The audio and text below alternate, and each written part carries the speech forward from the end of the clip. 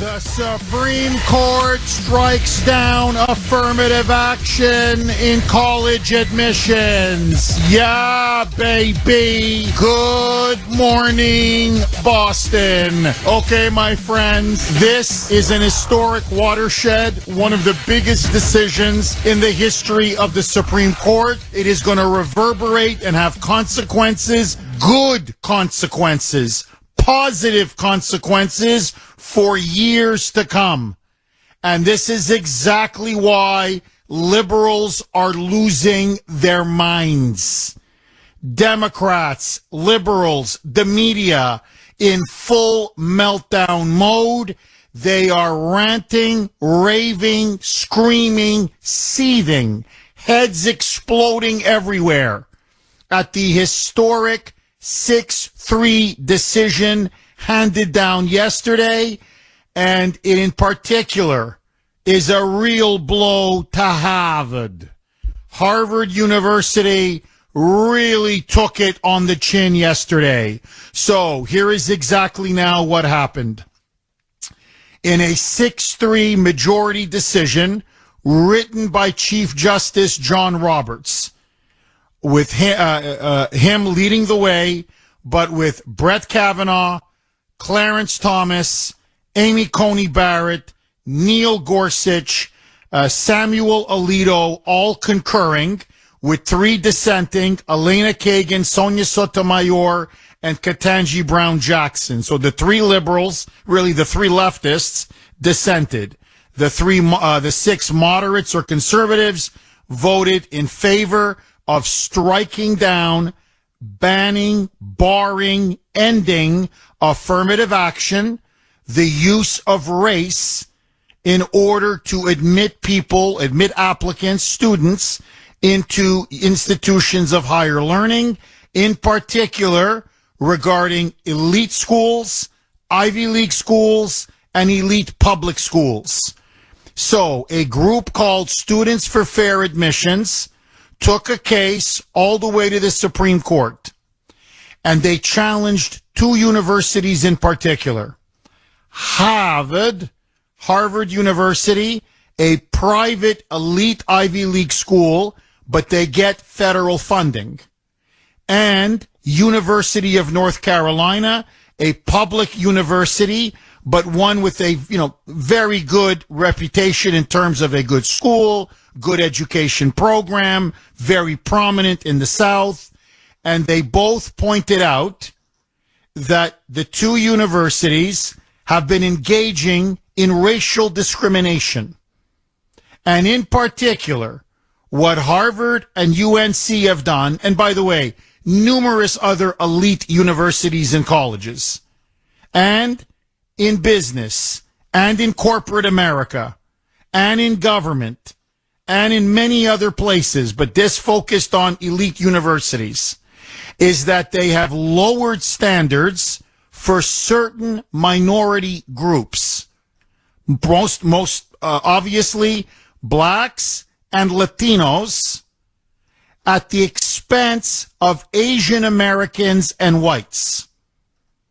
And so what they have done is they have admitted many, many students into their universities who scored much lower on the SATs, much lower on test scores, who got much lower grades, and yet because of the color of their skin, in order to achieve quote-unquote diversity, all in the name of diversity, having the most diverse campus you can possibly have, they deliberately had a policy of admitting much lower qualified students from certain minority racial groups, and then other groups, Asian Americans in particular, and they were the ones who spearheaded the lawsuit, saying, this is not fair. So some poor Asian American kid who works his or her rear end off, studies hard, does everything right, aces test after test after test, has the highest SAT scores, has the highest grade point average, and yet they're not being admitted into these top universities because they're not the right skin color? Because they're a much smaller proportion of the population? And so to make way for, say, a black student or a Latino student or an American or a Native American Indian student or some other preferred minority group, suddenly that student is denied a rightful place and at the college and university that they applied to? No, no, no, no. No, no, no, no. As Chief Justice John Roberts wrote yesterday, and by the way, I think maybe his best opinion ever, it was by far his most forceful, his most logical, his most impassioned opinion he has ever written. You cannot use racial discrimination in order to end racial discrimination. That if you want to end racism, you need to end racism. And what affirmative action was and is pure racism. It favors certain groups at the expense of other groups. It harms specific groups simply because of the color of their skin. And the fact that Asian Americans, so many of them, have seen their hopes and dreams destroyed, their life plans ruined, not because they didn't achieve, not because they didn't succeed, not because they didn't have the merit, the excellence to be in those elite institutions, but simply because they check the wrong box in the racial classification or in the racial category. This was institutionalized racism, and it hurt Asian Americans most and then whites second.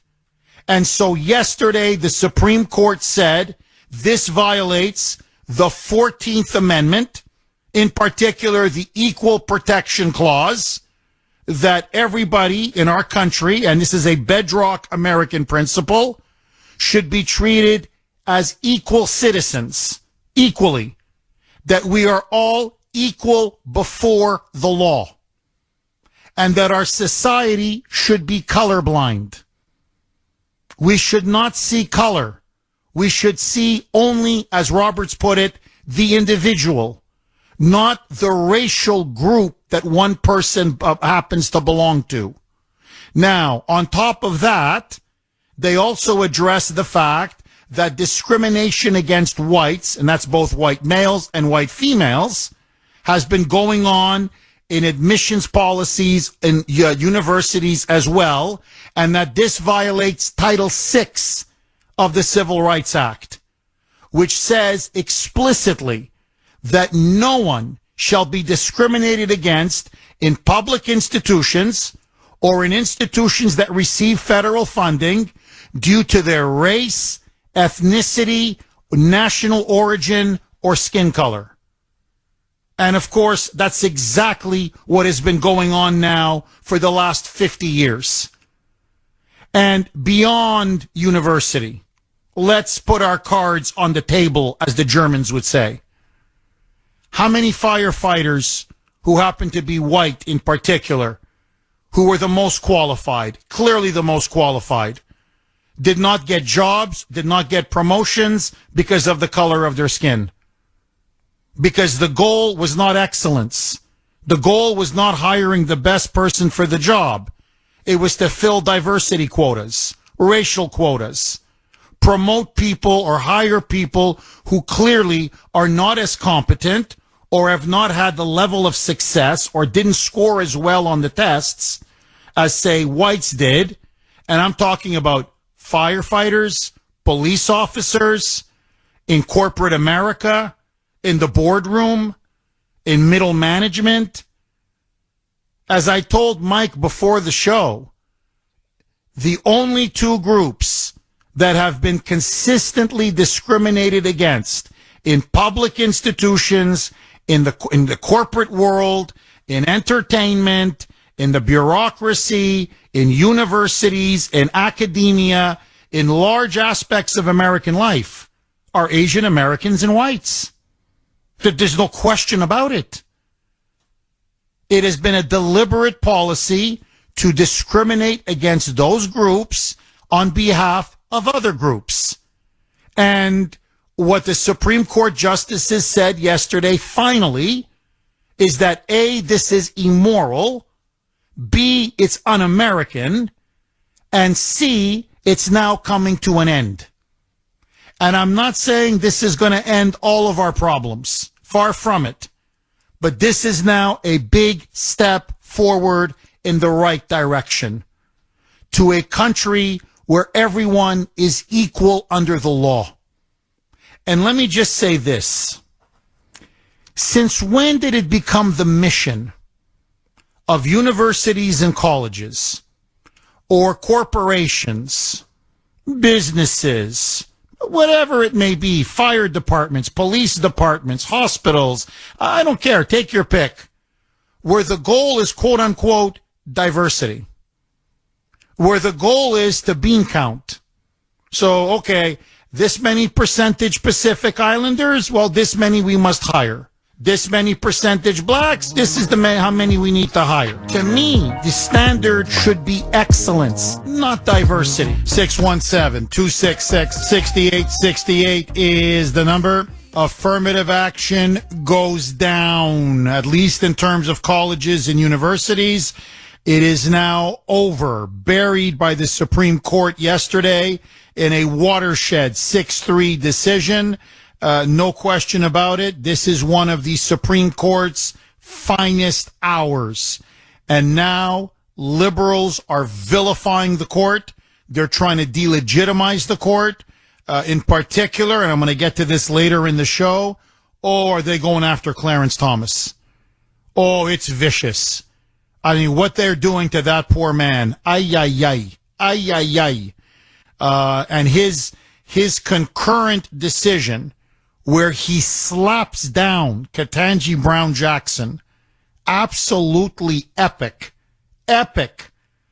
Clarence Thomas is now showing himself to be truly one of the great Supreme Court justices, frankly, one of the greatest Americans we've had in the last 100 years. He is really putting his mark on the high court. But anyway, I'll get to that a little bit later. I want to focus on the meat and potatoes of the issue. So I want to ask all of you, what do you make of the Supreme Court's decision? Do you believe that everybody should be treated equally, regardless of their race, if they want to get into a college or university of their choice? Or are the liberals correct? Should we aim for diversity? This is the argument that all three justices that dissented made, Sonia Sotomayor, Kagan, and Ketanji Brown Jackson. That their argument is America is still a very racist society, and so you need to counterbalance that racism, frankly, with racism. And this is by helping certain minority groups get the elite institutions to overcome racism so that they then can have a chance to succeed down the road. And by doing this, it actually makes America stronger because you see America more represented in leadership institutions, whether it's in the corporate boardroom, in business, your place of work, college, university, wherever, that these institutions must be made to look like America. And have you ever been discriminated against because of the color of your skin when you applied for a job or when you wanted to be admitted to a certain college or university? Were you the victim of affirmative action? Were you the victim of racism and discrimination? Because as the justices pointed out yesterday, that's exactly what affirmative action is. It is racial discrimination, racism pure and simple, primarily against Asian Americans and whites. Agree, disagree?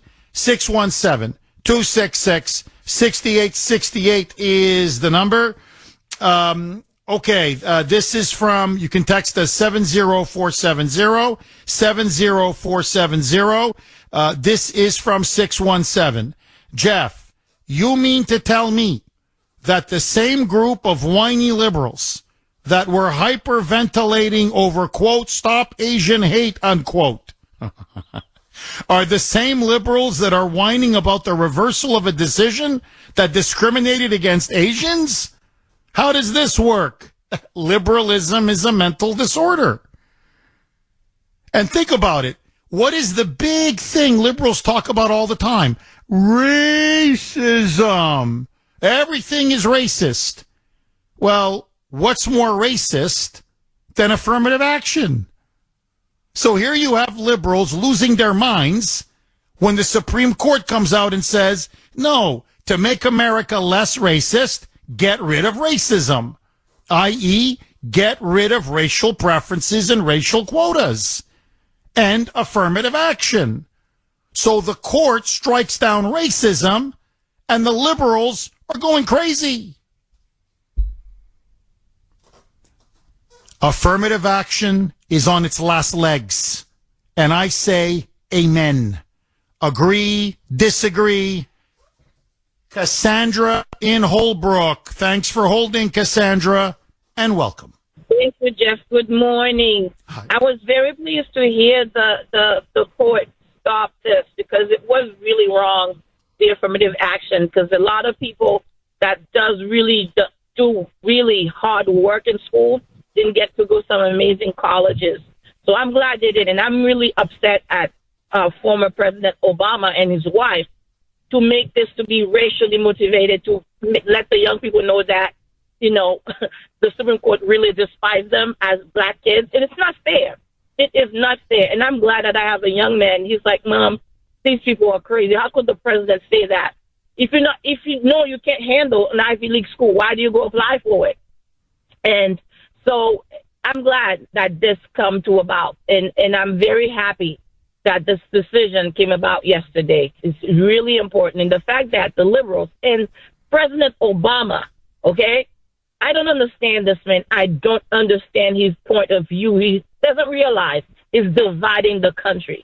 And I pray to God that he comes to his good senses. Maybe not, he won't, but it's unbelievable. That's all I had to say. Oh, Cassandra, very well said. Very, very well said. And thank you so much for that call. No, look, to me, in a nutshell, what the liberals are saying, what Obama is essentially, and Joe Biden, and I want to get to Joe Biden's despicable response yesterday. You're not going to believe what he said yesterday. Their argument is that blacks cannot make it on their own. That in a merit-based system, blacks cannot succeed. That they need affirmative action to succeed. And I'm sorry, it's crazy, it's wrong, and to me it's extremely insulting to blacks. 617-266-6868 is the number. Okay, I want to continue going to the phone lines, I promise. Just super quick reset. Barack Hussein Obama, Michelle Obama, Big Mike, Marxist Michelle, and Joe Biden yesterday blasted the Supreme Court. All but declared it an illegitimate court, saying that they are now declaring war on black Americans by striking down affirmative action, especially in college admissions. And as I was saying just before the break, and I thought Cassandra made an absolutely brilliant point, it's a deeply insulting argument. What they're saying, what Biden is saying, what the Obamas are saying, what liberals and Democrats are saying is, they may not intend it that way, or they, whatever it may, but the full meaning of what their argument is that blacks cannot make it on their own. It's a stunningly racist argument. What they're arguing is that blacks are not smart enough, capable enough, hardworking enough to be able to legitimately get the SAT scores, the grades, the GPA, in order to be very competitive and be admitted into universities, good quality, elite universities, on their own merits, on excellence. that they need preferential treatment. And to me, that is first of all, it's a crazy argument because it's just not true. There are so many blacks. Here, Clarence Thomas. Let's just start with the most obvious example. Who, by the way, born in the segregated South. And he mentions that to Ketanji Brown Jackson in his brilliant concurrent opinion. In fact, I hope they turn that into a book. His concurrent opinion is a masterpiece. In fact, it's such a masterpiece, I want to spend a good chunk of the show today discussing it. When I say he destroys the libs, I've never seen something like this. He dismantled Ketanji Brown Jackson. And that's why the libs that's why they're gunning for his head. But, you know, the point is, he's like, look, I was born in the segregated South. You don't think I had barriers against me? My mother was practically, God bless her soul, as he put it, my mother was practically illiterate. You think I went to good public schools? What did I do? I worked and studied and read and pushed myself. And my grandfather, he really credits his grandparents, who said, don't give up. In America, you can achieve anything you want. And he goes, I never got a handout my entire life. I was better than all the other students. I studied harder. I was smarter. I was better prepared. I aced the tests. Everything I got, I earned it. It's mine. And by the way, you can tell he's got a formidable mind. And he's a great, he reminds me of Scalia and the way he writes his opinions. They're very clear, well written, powerful, forceful. So my point is just this. There are many, many blacks who have succeeded, obviously, through their capability, their talent, their intelligence, their hard work. So, A, it's crazy. It's a lie. But number two, it's a disgusting argument. How is that different than the KKK? I mean, really? I know they don't intend it like the KKK. I get it. But it's a condescending, it's a dismissive, condescending, insulting argument. You can't make it on your own. You need help. And I'm sorry, I don't believe it. I don't believe it. And neither do, and that's the other thing. Opinion polls show the overwhelming majority, over 3/4 of all Americans oppose affirmative action, including majorities among Asian Americans, majorities among Latinos, and hear this, majorities among blacks. So the majority of blacks don't believe this garbage. They know what they can do. And yes, look, I said it before, 50, 60 years ago, in the wake of segregation and Jim Crow, yes, I could see an argument. I really could. For about 10 years, 15 years, whatever. Look, that was such an historical injustice. And really, blacks were prevented, denied. It didn't matter if they got 100% on every exam, scored a perfect SAT, whatever. They still wouldn't let them in. So, I mean, that was pure, blatant discrimination. So I get it. To make up, for that, I can see maybe a transition period. Honestly, okay, I can see that. But come on. 60 years later, you're still going to play the race card? And by the way, Roberts makes that very argument. He says, and there's no end in sight to these affirmative action programs. Harvard, UNC, there's no end in sight. So he goes, so we're going to be using race and discriminating against some groups in favor of other groups for how long? How long is this going to go on? Forever? It's wrong. It's not fair. It's insulting. It's condescending. It's un-American. Agree, disagree. 617-266-6868 is the number. Derek in Boston. Thanks for holding, Derek, and welcome. Good morning, Jeff. How you doing? Very good. I got to say that big decision yesterday, Derek. I'm a happy man. I am too, and I'm an African American, 62-year-old, and God knows, I tried to call yesterday, and I'm glad you brought this up again today. As a black man, I don't believe in affirmative action, and behind that is it's all about federal dollars. That's why they don't want that to go, as well as they want to keep this generation dependent, all because it's an election year. That's why it's bringing it. They bringing it up. They talking about it more.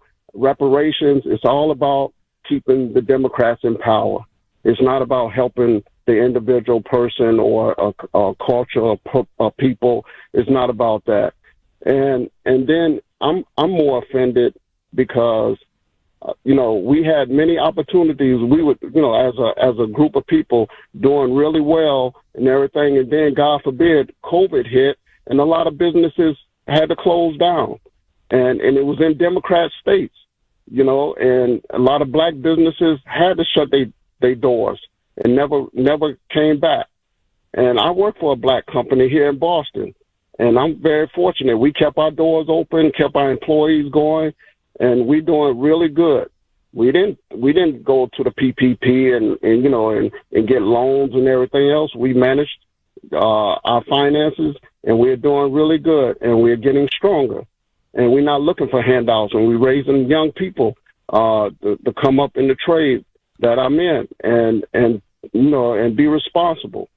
And Jeff, it's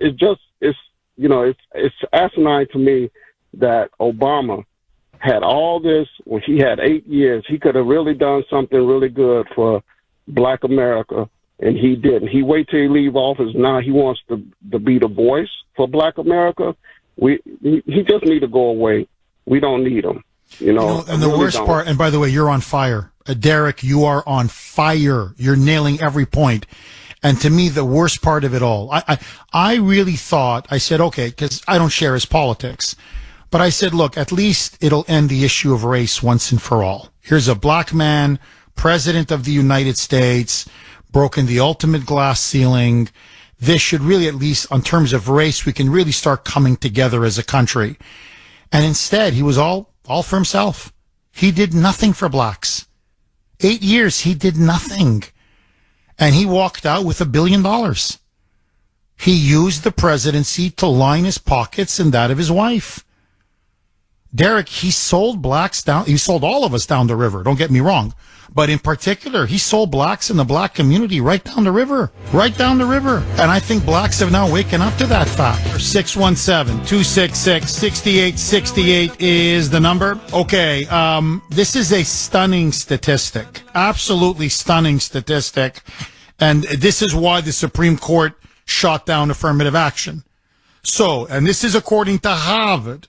So these are Harvard University's own statistics. If you look at the highest academic decile, in other words, the people who get, the sort of the best grades, the best SAT scores, basically, on the objective metrics, the testing, and they're the best students, or whatever, competitively, some of the best students. Well, listen to this. Same grade, same test score, same everything. If you're black, your chances of being admitted, 56.1%.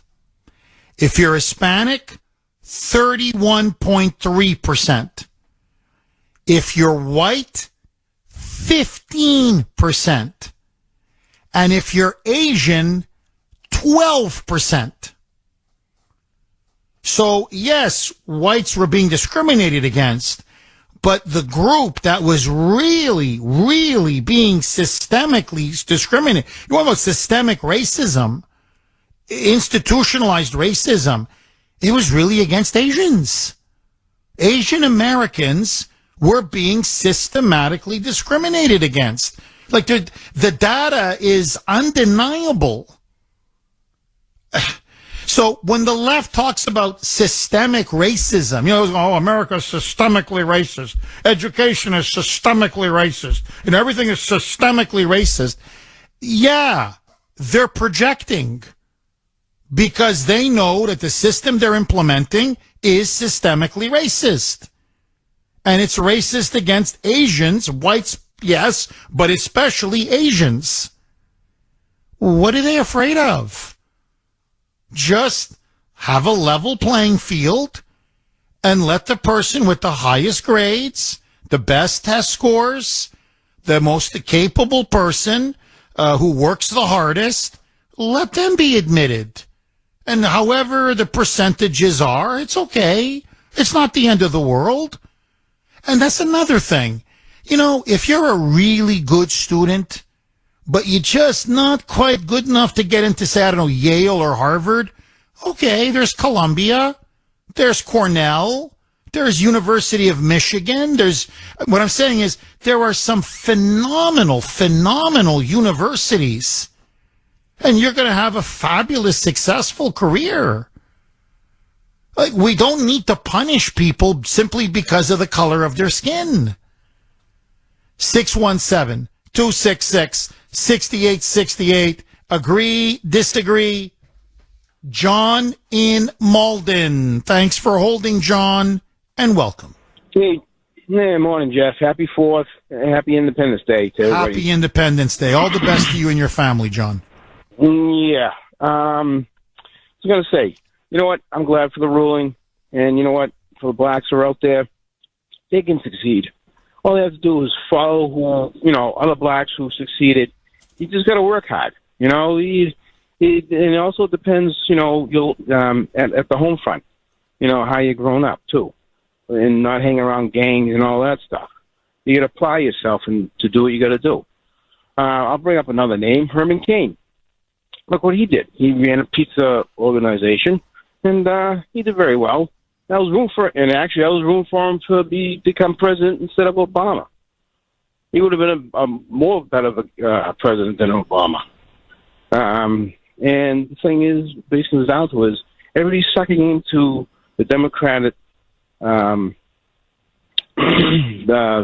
thing of putting you down and everything else, and go with their system and be kind of like more or less being in chains instead of not being in chains if you don't go with them. So the blacks, doesn't matter about the blacks, anybody. You can apply yourself and you can succeed. That's all you can do. Oh, there's no question. That's how I look at it. Oh, John, you're dead on. You're dead on. You're absolutely dead on. John, thank you very much for that call. No, look, this is the land of opportunity. It is. I mean, I'm sorry. I know the left doesn't want to hear it, but facts are facts are facts. And look, you know what really opened my eyes? This was maybe 20 years ago. Okay, 2003, 2004. My editor at the Washington Times asked me to cover an event in Maryland, because we were close to the Maryland border, the Washington Times. And it was in Prince George's County, which is heavily African American, but quite wealthy. And he said, look, there's an event there. I want you to cover it. Talk to people, because there was a decision coming up, an affirmative action decision. Sandra Day O'Connor ended up making a ruling on that. But how do they feel about it? Have attitudes changed? And so I went to this event. It was a business event. And I was shocked. I honestly thought most blacks would be in favor of affirmative action. I just figured, okay, it benefits them. So they're getting the preferential treatment. They're going to want the preferential treatment. I couldn't believe how many African Americans kept telling me, no, man, this is the worst thing you can do to us. We don't need the government. And you're at this event. I mean, there were hors d'oeuvres, nice open bar, suits, everybody, men dressed in suits, women dressed in business outfits. And it was one business success story after another. And all of them said, okay, I didn't graduate from Harvard. They mentioned some very good schools. I don't know, University of Maryland, George Washington University, Georgetown University. And they were like, no, we studied hard. My father's, was very strict. My father said, you're going to study, do your homework. And she goes, we do the same thing with our kids.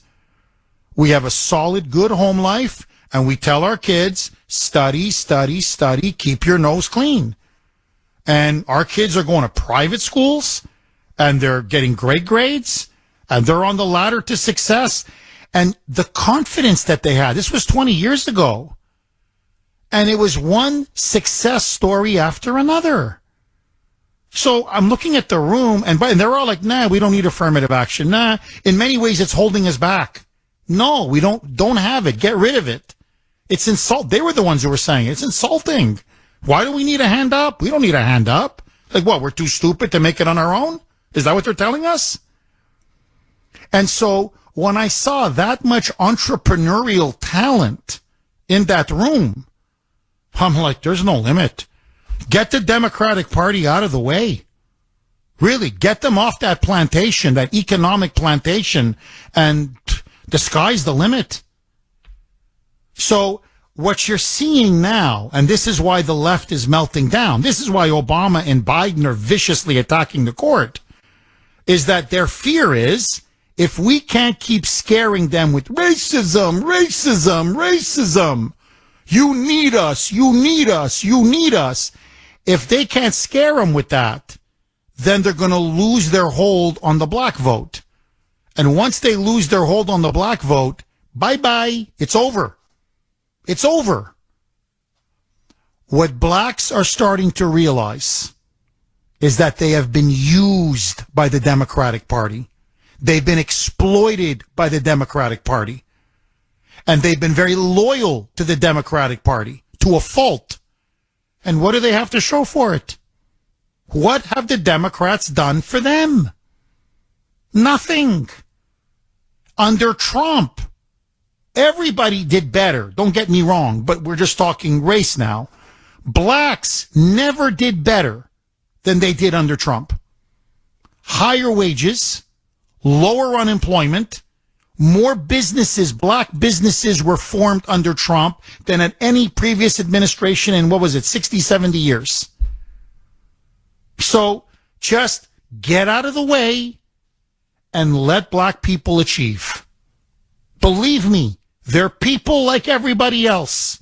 They can succeed. Stop patronizing them. Stop coddling them. Stop lying to them. 617-266-6868. Agree, disagree. Captain Bob in Marblehead. Thanks for holding, Captain Bob, and welcome. Thanks, Jeff. Three things for you. A comment and a news flash, and also something for you and Grace to consider, a question I'm going to give you as professors, a little homework problem. So, first of all, I totally agree with you. 30 years in the Navy, believe me, I wanted the best officers and I wanted the best crew in my unit, on my ship, whatever, because in a contingency operation, I want the best people. I don't care what color they are, where they came from, what their background was. I want the best in my unit, and I'm sure every businessman can say the same. The other news flash that maybe you're not aware of, but somehow they cut out the academies from this amendment. This decision. The decision. Decision. I don't know whether you... Roberts deliberately said that this does not apply to the military academies. They want a separate ruling on that. Exception, by the way, of the Coast Guard Academy. They are evidently following the Constitution and the law. And that also eliminates the ROTC programs, which we get a lot of our commissions from, and also OCS programs for the militaries. So they are also following the Constitution and the ruling. So here's something I want you and Grace to consider, a little question. When we refer to people, and I refer to myself as an Italian descent. My father was born in Italy. He's the Italian American. And also my grandparents. And the same, I think, for you, because you came from Canada. You're a Canadian American.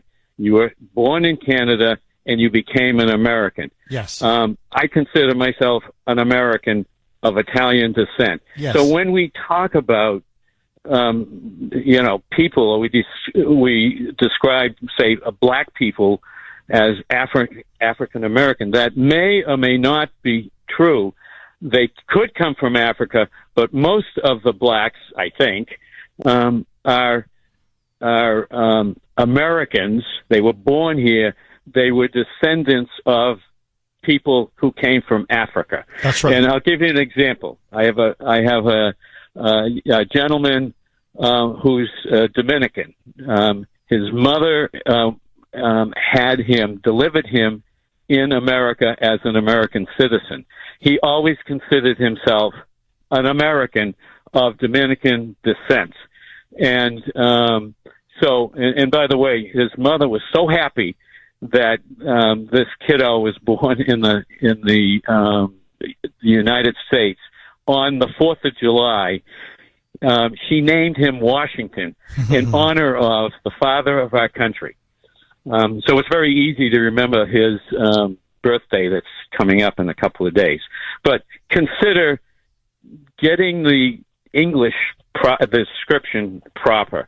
If you were born in another country, Irish American, you were born in Ireland, you came to America, you became an American citizen, you're American of Irish descent. So anyway, let me know what you think. I agree. Captain Bob, I can tell you right now, I completely agree. And, you're right. You're being very accurate. For example, I'm a Canadian American. I happen to be of Croatian ethnic descent. My parents are from the old country.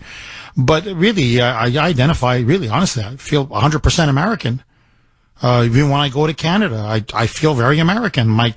I'm losing my Canadianism, more and more as I get older. And when I visit Canada, like my father's very ill, so he's got Parkinson's, so I go back to see him. It feels more and more like a foreign country every time I go, which is normal. That happens. No, to me, we're all Americans. I mean, you're giving an exact description, but really, we're all Americans. And that's the beauty of this ruling. And to me, that's the beauty of Washington. And that's the beauty of the Constitution. George Washington famously said, if you're willing to speak English and you're willing to pledge allegiance to our Constitution and to our Republic, then you are an American. He's the most generous father of any country in the history of the world. In most countries around the world, if you're not ethnically Irish, you're not really Irish. If you're not ethnically French, you're not really French. You're not ethnically German. Japanese, or, I know things are changing a bit with immigration, but overall, they have an ethno-national view. Your ethnicity defines whether you're part of the nation or not. America is an incredibly exceptional place. And I think it's the most beautiful thing in the world. I really do. And that's why I love this ruling. Because it reaffirms the bedrock American principle that we are all citizens. And as such, because we're all citizens, we should not be judged by the color of our skin or be looked at by our race. That we should all be treated equally under the law. Amen. Amen. Captain Bob, thank you so much for that call.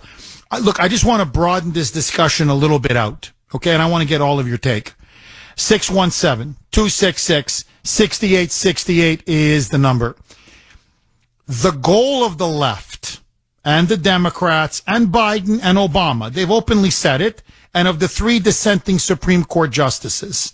Harvard has come out and said it. They issued a statement yesterday. University of North Carolina as well, where they came out and said, our goal is diversity. So if whatever percentage of the population, say, is black, that's what we want represented in our school, in our university. Corporations say the same thing now. Whatever the percentage Latino, whatever it is, I don't know if it's 20% of the population or 15, then we want a workforce that's 15% Latino. Whatever is Jewish, that many Jewish. How many white, that many white. How many Asian, that many Asian. Now, just stand back objectively. To me, that is the stupidest thing you could ever do. Here, let me just give you an example, okay? Look at the New England Patriots, if you follow football. Now, by the logic of diversity, 70% of the Patriots should be white. Because basically, what is it now? 67%, 65, 67% of Americans are white. So let's just round it off for simplicity's sake.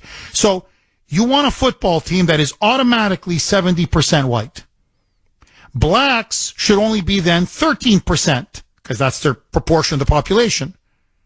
So you mean to tell me you're going to construct a team that's 70% white and only 13% black to be, fair, to look like America with, your, 7% Asian American, your whatever it is, Hispanic American. And now think about how insane what kind of a team would you have? Now, you look at the New England Patriots, it's overwhelmingly black. I'm not complaining. I'm just saying, why? You want the best person for the job. That's a hell of a lot more than 13% in every NFL team. I guarantee you that. So what? So what? Asian Americans are underrepresented in football. So what? So what I'm just saying is, by the way, whites in football are quote unquote underrepresented. There's no professional team that's 67% white if you want to win. So my point is, you value excellence. You value best person for the job. Who cares if it's more heavily black or more heavily white or more heavily Latino? Baseball. Latinos now Hispanics are taking baseball by storm. By storm. So, okay, most of the players happen to be Latino. So what? Who cares? I want the best pitcher. I want the best hitter. I want the best first baseman. I want the best center field. Hey, I don't care what your skin color is, man. So when I look at diversity, it's to me the stupidest thing you can do. Now, Thomas Sowell, if you really want to look at affirmative action, Thomas Sowell, the brilliant black conservative, no one has done more to destroy affirmative action than Thomas Sowell. Absolutely. Read his book on affirmative action. It will change you. You will never be the same again. And what Thomas Sowell points out, studying, the world, studying different cultures, different societies, different countries, he goes, what liberals do not understand is that there's such a thing called culture. And because of culture, which is organic, it's unique, some groups radiate to certain professions more than other groups. They just do. And one of his famous examples, he said, look at blacks. Look how well they do in football. But if you notice, there's one position on the field that blacks are almost never represented. I think now there may be a black punter or one black field goal kicker. But basically, if you notice, quarterback, receiver, lineman, linebacker, cornerback, all the positions, you see blacks overrepresented, right? They're everywhere, but not kickers. Sowell says, why is that? Why is it? Because have you noticed that? It's almost overwhelmingly like 95% white. Is this the last bastion of white supremacy in football? Does the KKK own that position? And say, oh, whites only. He said, no. In the African American community, in the black community in the United States, for whatever reason, they just don't emphasize kicking. It's just cultural. However you want to explain it, why that is, that's why. So there are certain professions where certain groups, ethnic, racial groups, will gravitate to more than others, and others, like, hockey. For some reason, a lot of whites like to play hockey. Okay, leave people alone. 617-266-6868 is the number. Affirmative action goes down in college university admissions. Now, Harvard says they're going to do an end run around it. Joe Biden is giving them a way to do it, to defy the Supreme Court. We're going to get to that very soon. But in terms of the law of the land, affirmative action, at least when it comes to universities and college, it's over. Good, bad, how do you feel? Sandra in Brewster. Thanks for holding, Sandra, and welcome. Hi, Jeff. Are you there? Yes, Sandra, go ahead. Okay. The thing, when you were talking about Obama, the very first thing that came to my mind is when he first got elected, from what I understand or remember, that within a couple of weeks of him taking office, there was a big vote in the District of Columbia for children to go, for the blacks to have the ability to go to charter schools, and he voted it down. Do you remember that? Yes. I'm saying to myself, if this man wants everybody, to have a leg up or whatever, why the heck would he not agree to have these people, and a very large population in the District of Columbia is black, why wouldn't he want to have them go and have a leg up by going to better schools? And it just really always bothered me. And this is just, bringing it all back to me. So I just wanted to leave with that comment. No, listen, I'm so happy you brought it up, and I really want to thank you for your courage, because people are afraid to talk about it because they think they're going to be branded a racist or whatever, when it's the exact opposite. The only racists are the Democrats and, frankly, people like Obama and Joe Biden. Because you're completely right. The public school system, especially in the inner cities, has failed minorities and failed blacks. They are failure factories. It has been a disaster. A disaster. And everybody knows it. And one of the big keys to advancing in life, you know it, I know it, everybody knows it, it's good schools. I'm not saying everybody's made to be an engineer or a doctor or a lawyer, but, writing, reading, arithmetic, civics, a little bit of the basic sciences. That's the foundation for you, whatever you want to end up being, a plumber, a carpenter, whatever it is you want to do with your life. That's the basic foundation to being successful in life. And the public schools, because of the public unions, the school unions, have been an absolute disaster. And so here you had a chance for these poor black kids who have been robbed of an education generation after generation to now to be able to go to schools where privileged black kids like Obama's kids go to, or white kids go to, or Asians or whoever, and he nixed it. Which, again, goes back to my point. They're deliberately trying to keep blacks on the Democratic plantation. It's like crabs in a bucket. Whenever one tries to get out, they just grab it and pull it back down. And I don't know why African Americans, I don't know why black Americans continue to put up with it. Now, this is changing. You can see that. They're finally waking up. Hey, this is a con, man. They get rich and we're not going anywhere.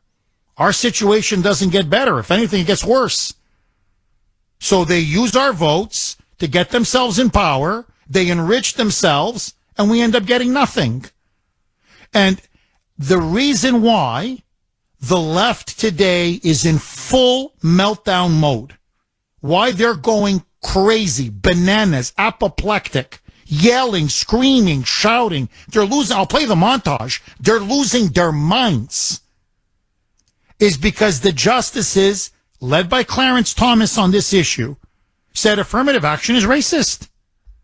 No, there's nothing noble about it. There's nothing virtuous about it or well-meaning. You are being racist. You're being racist on two counts. One, you're discriminating against Asians, number one, and whites. And number two, you're actually being racist and discriminatory against blacks and Latinos. Because what you're saying is, without you giving them a big hand up, if you don't rig the system in their favor, they can't make it on their own. It's the most insulting argument you could possibly make. And so that's Obama. That's Joe Biden. Look, let's be honest. Obama doesn't give a damn about anybody but Obama and about his wife and the Big Mike and his two kids. He's in it to line his pockets. Joe Biden doesn't give a damn about anyone except him, his crime family, and how to line their pockets. So, blacks, everybody, frankly, we're just collateral damage. So they have to play the race card to divide, to balkanize, to pit group against group, because that's the basis of their power and control. And what the Supreme Court did in this watershed ruling was slap Biden in the face, slap Obama in the face, slap Michelle, Big Mike in the face, and say, no, we're now one country, one standard. Everyone is equal under the law. You're not black, you're not white, you're not Latino, you're not brown, you're not Asian, you're an individual, as John Roberts wrote. And you should be judged as an individual. And if you as an individual have worked the hardest and you've gotten the best scores and the best tests and you've studied the hardest and you're the most capable, then you should get the job. 617-266-6868 is the number. Okay, affirmative action goes down. I want to hear from you. Do you think it's a good decision on the part of the Supreme Court or a horrible decision? 617-266-6868 is the number. And have you ever been denied a job, a position, admissions to, say, an elite university or your children because you happen to be the wrong skin color or the wrong race? 617-266-6868. You can also email the Kuhner Man. Jeff, let's say you or I were in one of these minority groups and we watched as these institutions had to lower the bar to let us in ahead of other people's. If you had an ounce of self-respect, wouldn't you feel insulted by that? And by the fact that it's seen that your demographic are by genetics so stupid that the standard has to be artificially lowered to accommodate you? And notice this, for all the left screaming and lecturing on quote-unquote equity, quote-unquote equality, and quote-unquote diversity, we never see them target one of the biggest roots of the problem, which is the subpar school system that many of these minorities come out of. They never do a damn thing to make sure these kids get an excellent education in the first place so that they can compete on a level playing field later on in life. As a former teacher and professor yourself, I think you can speak to this. 1,000% correct. And I'm going to be brutally honest with you like I'm in the confessional. When I was a professor of history at McGill, when I was teaching at McGill, I had brilliant black students. They were every bit as good as the Asian students, the white students, the Latino, the Hispanic students, so the Jewish students. I had some superb black students. And it's not even, they went to good schools, public schools, but they were good quality schools. But the real deciding factor was the home. It's the home. They had family stability. They had a mother. They had a father. They stressed hard work, Do your homework, do your homework, do your homework. Study, study, study. Personal responsibility, ambition. If you want something, go out and get it. You know, all of the kids that were doing well always said, my parents say, don't use any excuse to say why you're not doing well. Don't blame anyone else but yourself. If you want to achieve, go out and get it. If you have to work a little harder, work a little harder. If you got to study more, you have to do an all-nighter to do well or ace an exam, then you do an all-nighter. You need a little bit more tutoring or a little bit more remedial help.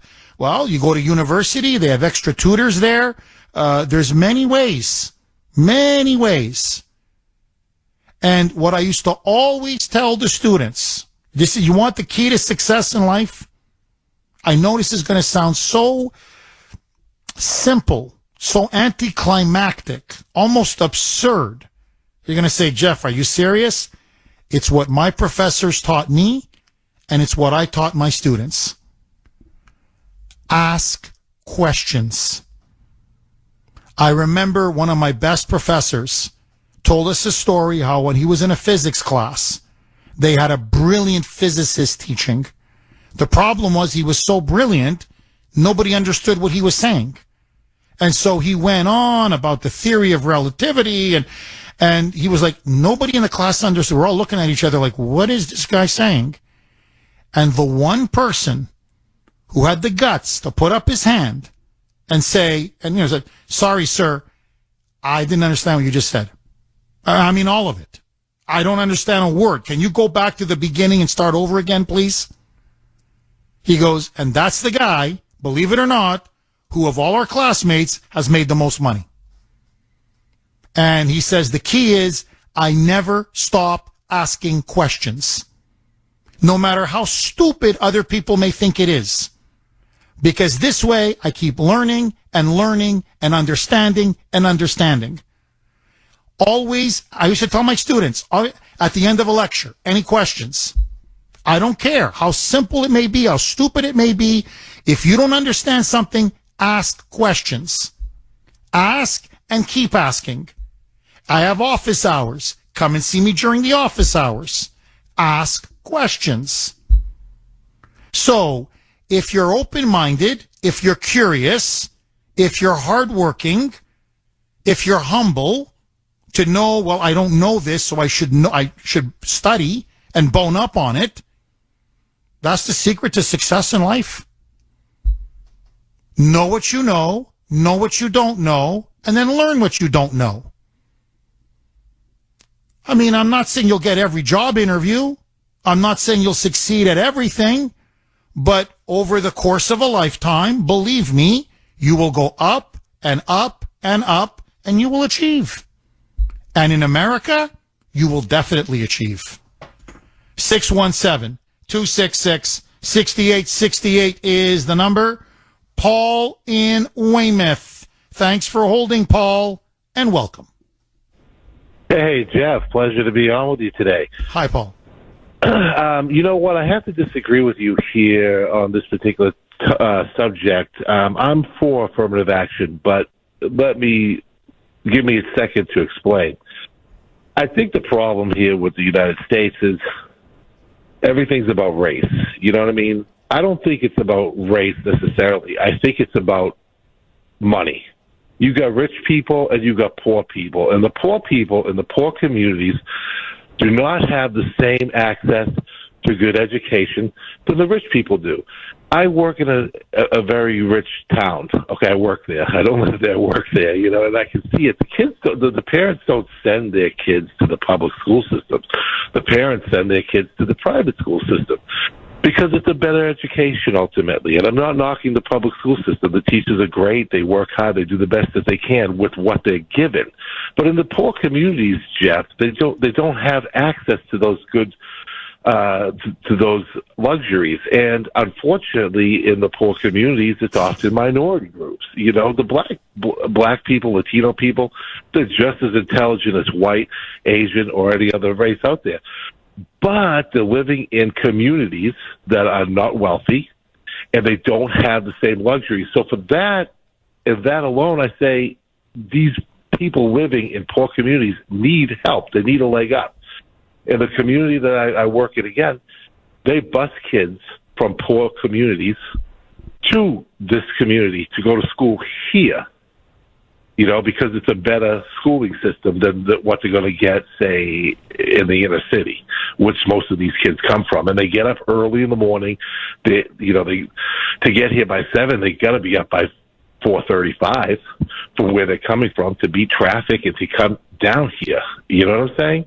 So it's not a lack of intelligence. It's not a lack of want, and it's not a race thing. It's a poor and rich thing, and it's always been a poor and rich thing. And I think people get confused with that.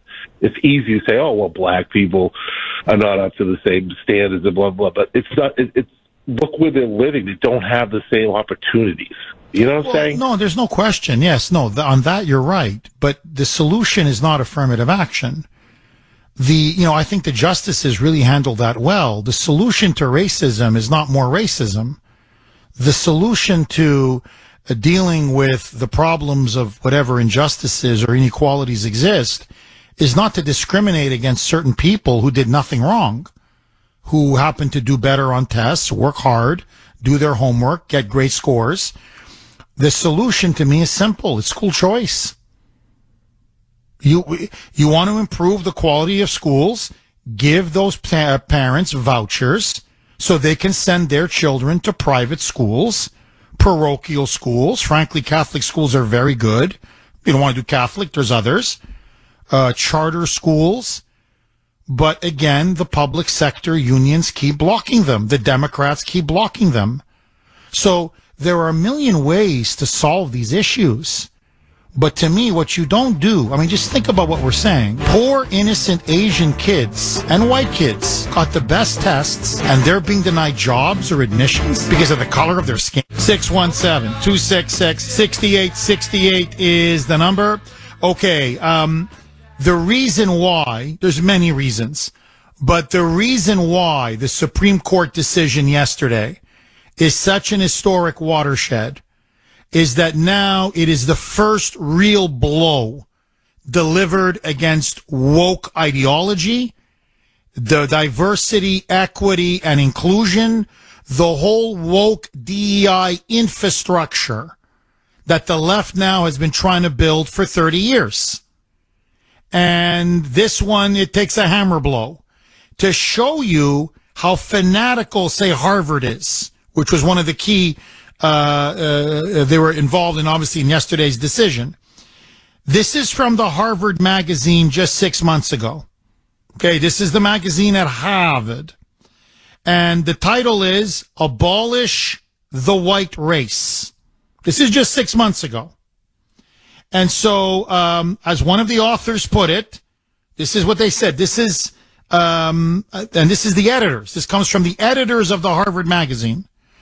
Make no mistake about it. We intend to keep bashing the dead white males and the live ones and the females too until the social construct known as quote unquote the white race is destroyed, not deconstructed, but destroyed. So this is pure anti-white racism. Nothing has changed. Except now, it used to be whites favored blacks at the bottom. Now they want to make blacks and Latinos at the top with whites and Asians at the bottom. It's still the same Democratic Party. They just reversed the order of the racial groups. Now, what the previous caller talked about poverty and adversity and inner schools and inner cities he was basically parroting what Joe Biden was saying yesterday. So now that race has been thrown out, you can't use race as a criteria to hire someone, to fire someone, to admit someone into an elite college or university.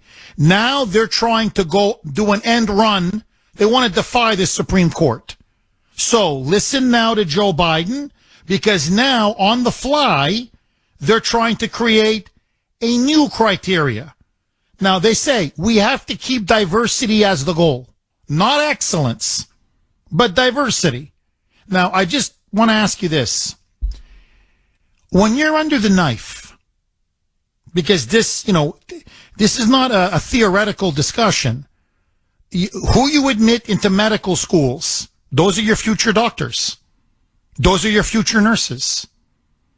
Who you admit into, engineering schools or architecture schools, those are the people that are going to build the buildings that, or the homes that, you live under or you work under. So this has real life consequences in every aspect of life. Do you want excellence? Do you want the best person for the job? And I just don't care what their gender is or their race or their skin color or their sexual orientation or whatever. I don't care. It's my life. I want the best pilot. I want to land safely. When I go under, heart surgery, whatever, I want the best surgeon. In anything. I'm a football fan. I want the best football team. I don't care if it's 80, 90% black. Win, baby. That's all I care about. Okay? I want excellence. I don't want diversity. They keep pushing this goal of diversity. Diversity for diversity's sake. So listen now to Joe Biden saying we need a new path forward. And here's going to be our path to circumvent and defy the Supreme Court ruling. We're going to get diversity no matter what. We're going to find a way by hook or by crook. Roll cut 7, Mike. We need a new path forward, a path consistent with a law that protects diversity and expands opportunity. So today I want to offer some guidance to our nation's colleges as they review their admission systems after today's decision. Guidance that is consistent with today's decision. They should not abandon, let me say this again, they should not abandon their commitment to ensure student bodies of diverse backgrounds and experience that reflect all of America. What I propose for consideration is a new standard, where colleges take into account the adversity a student has overcome when selecting among qualified applicants. I mean, this is unbelievable. I'll get to this a bit later. He attacks the very legitimacy of the court. He now is calling it a rogue court. You want to talk about an insurrection. You want to talk about an attack on democracy. And now he's telling Harvard, he's telling North Carolina, he's telling all these elite or big universities, no, this is how you're going to get around the Supreme Court ruling. So we're going to use now adversity. That's going to be the new standard. Adversity, quote unquote. And how is this? Well, hold on. When they write an essay and they make their case for why they should be admitted, if they talk about racism and how this was adversity in their life and they had to overcome adversity, i.e. racism, wink, wink, that's how you let them in. So we're going to say it's poverty, it's adversity, and we had to overcome poverty and adversity, and this is why you should accept us. And so we'll keep admitting people or hiring people based on race, but we just won't say we're using race. We'll just use, quote, adversity, quote, poverty. Roll cut 7A. Mike. Let's be clear. Under this new standard, just as was true under the earlier standard, students first have to be qualified applicants. They need the GPA and test scores to meet the school's standards. Once that test is met, then adversity should be considered, including students' lack of financial means, because we know too few students of low-income families, whether in big cities or rural communities, are getting an opportunity to go to college. I mean, this is unbelievable. I mean, the lies in this. First of all, they're admitting students who don't meet basic minimum standards. That's the problem. Who are getting test scores. Sometimes they score 300-400 points lower, say, than Asians. Okay, to make it the clear disparity.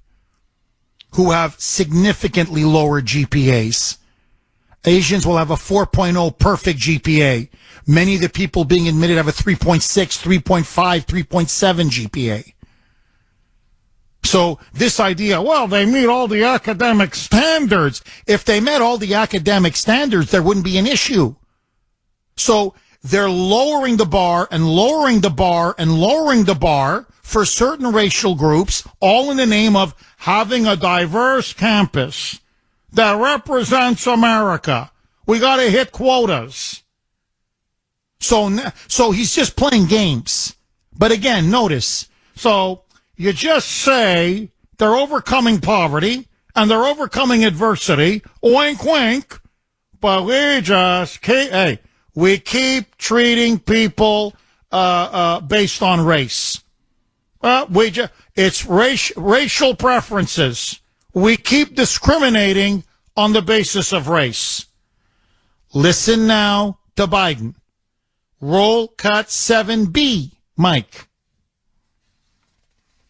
Well, the kid who faced tougher challenges has demonstrated more grit, more determination, and that should be a factor that colleges should take into account in admissions, and many still do. It also means examining where the student grew up and went to high school. It means understanding the particular hardships that each individual student has faced in life, including racial discrimination that individuals have faced in their own lives. I mean, it's unbelievable. And notice the racial stereotyping. Notice the lack of looking people as unique individuals. It's all these ridiculously broad categories.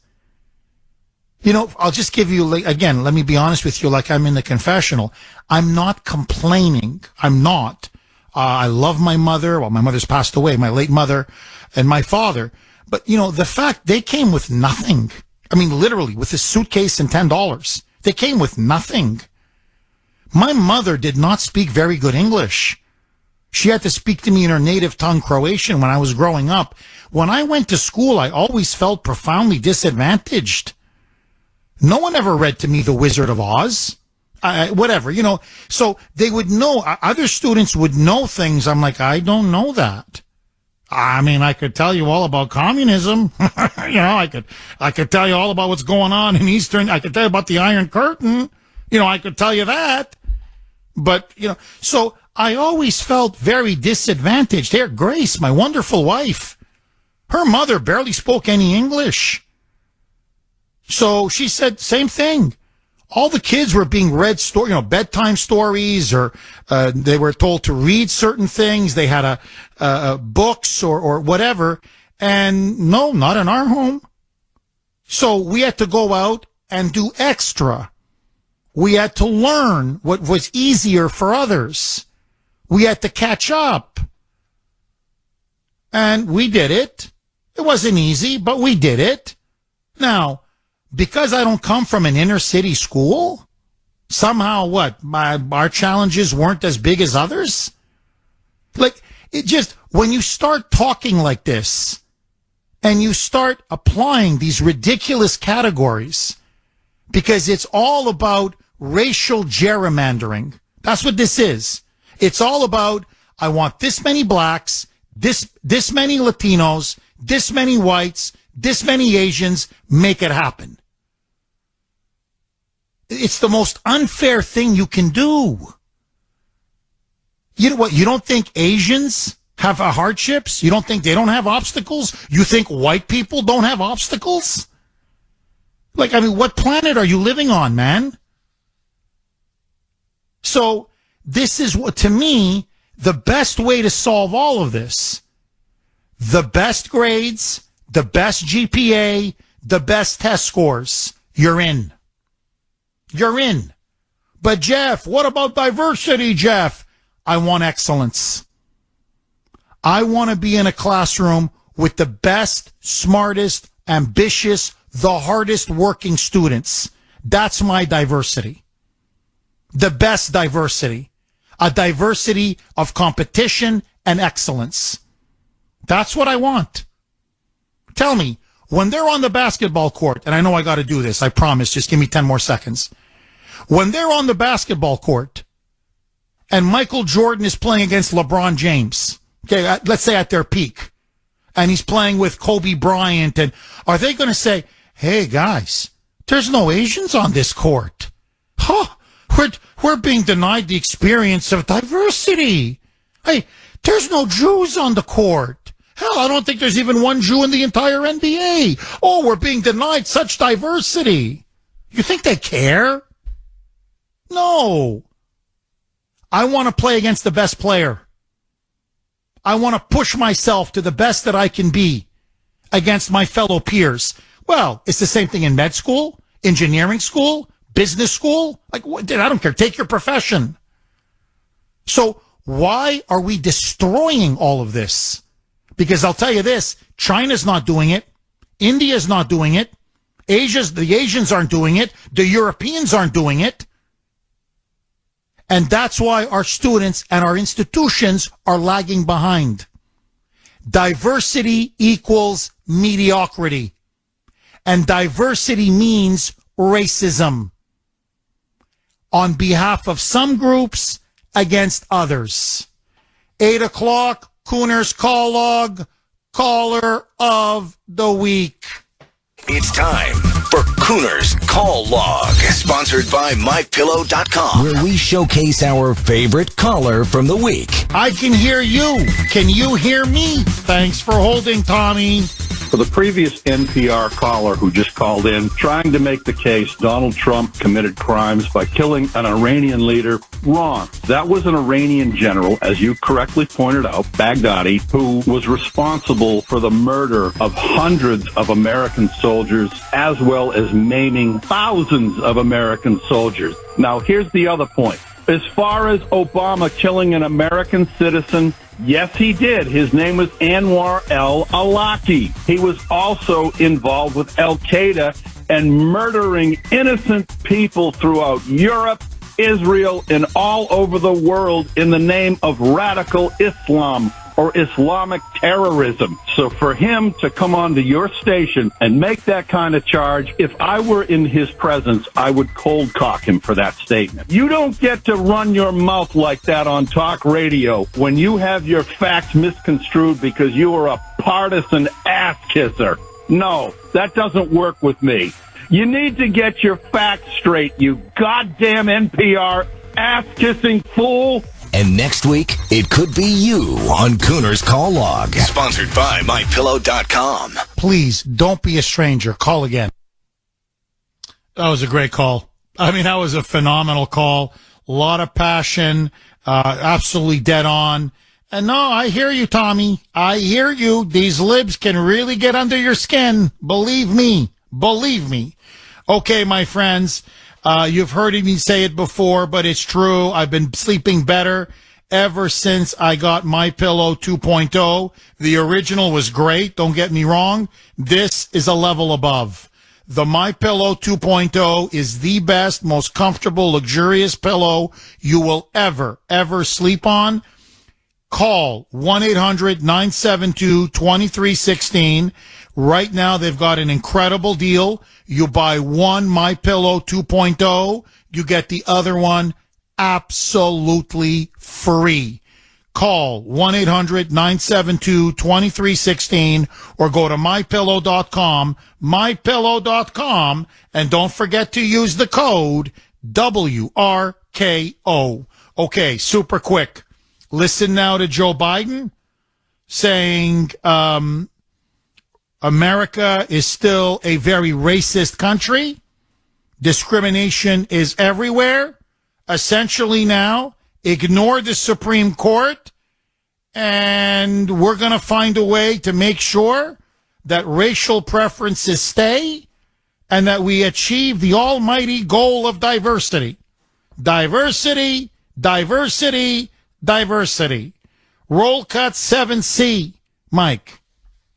Court says, quote, nothing in this opinion should be construed as prohibiting universities from considering an application's discussion of how race has affected his or her life, but be it through discrimination or inspiration or otherwise, end of quote. Because the truth is, we all know it, discrimination still exists in America. Discrimination still exists in America. Discrimination still exists in America.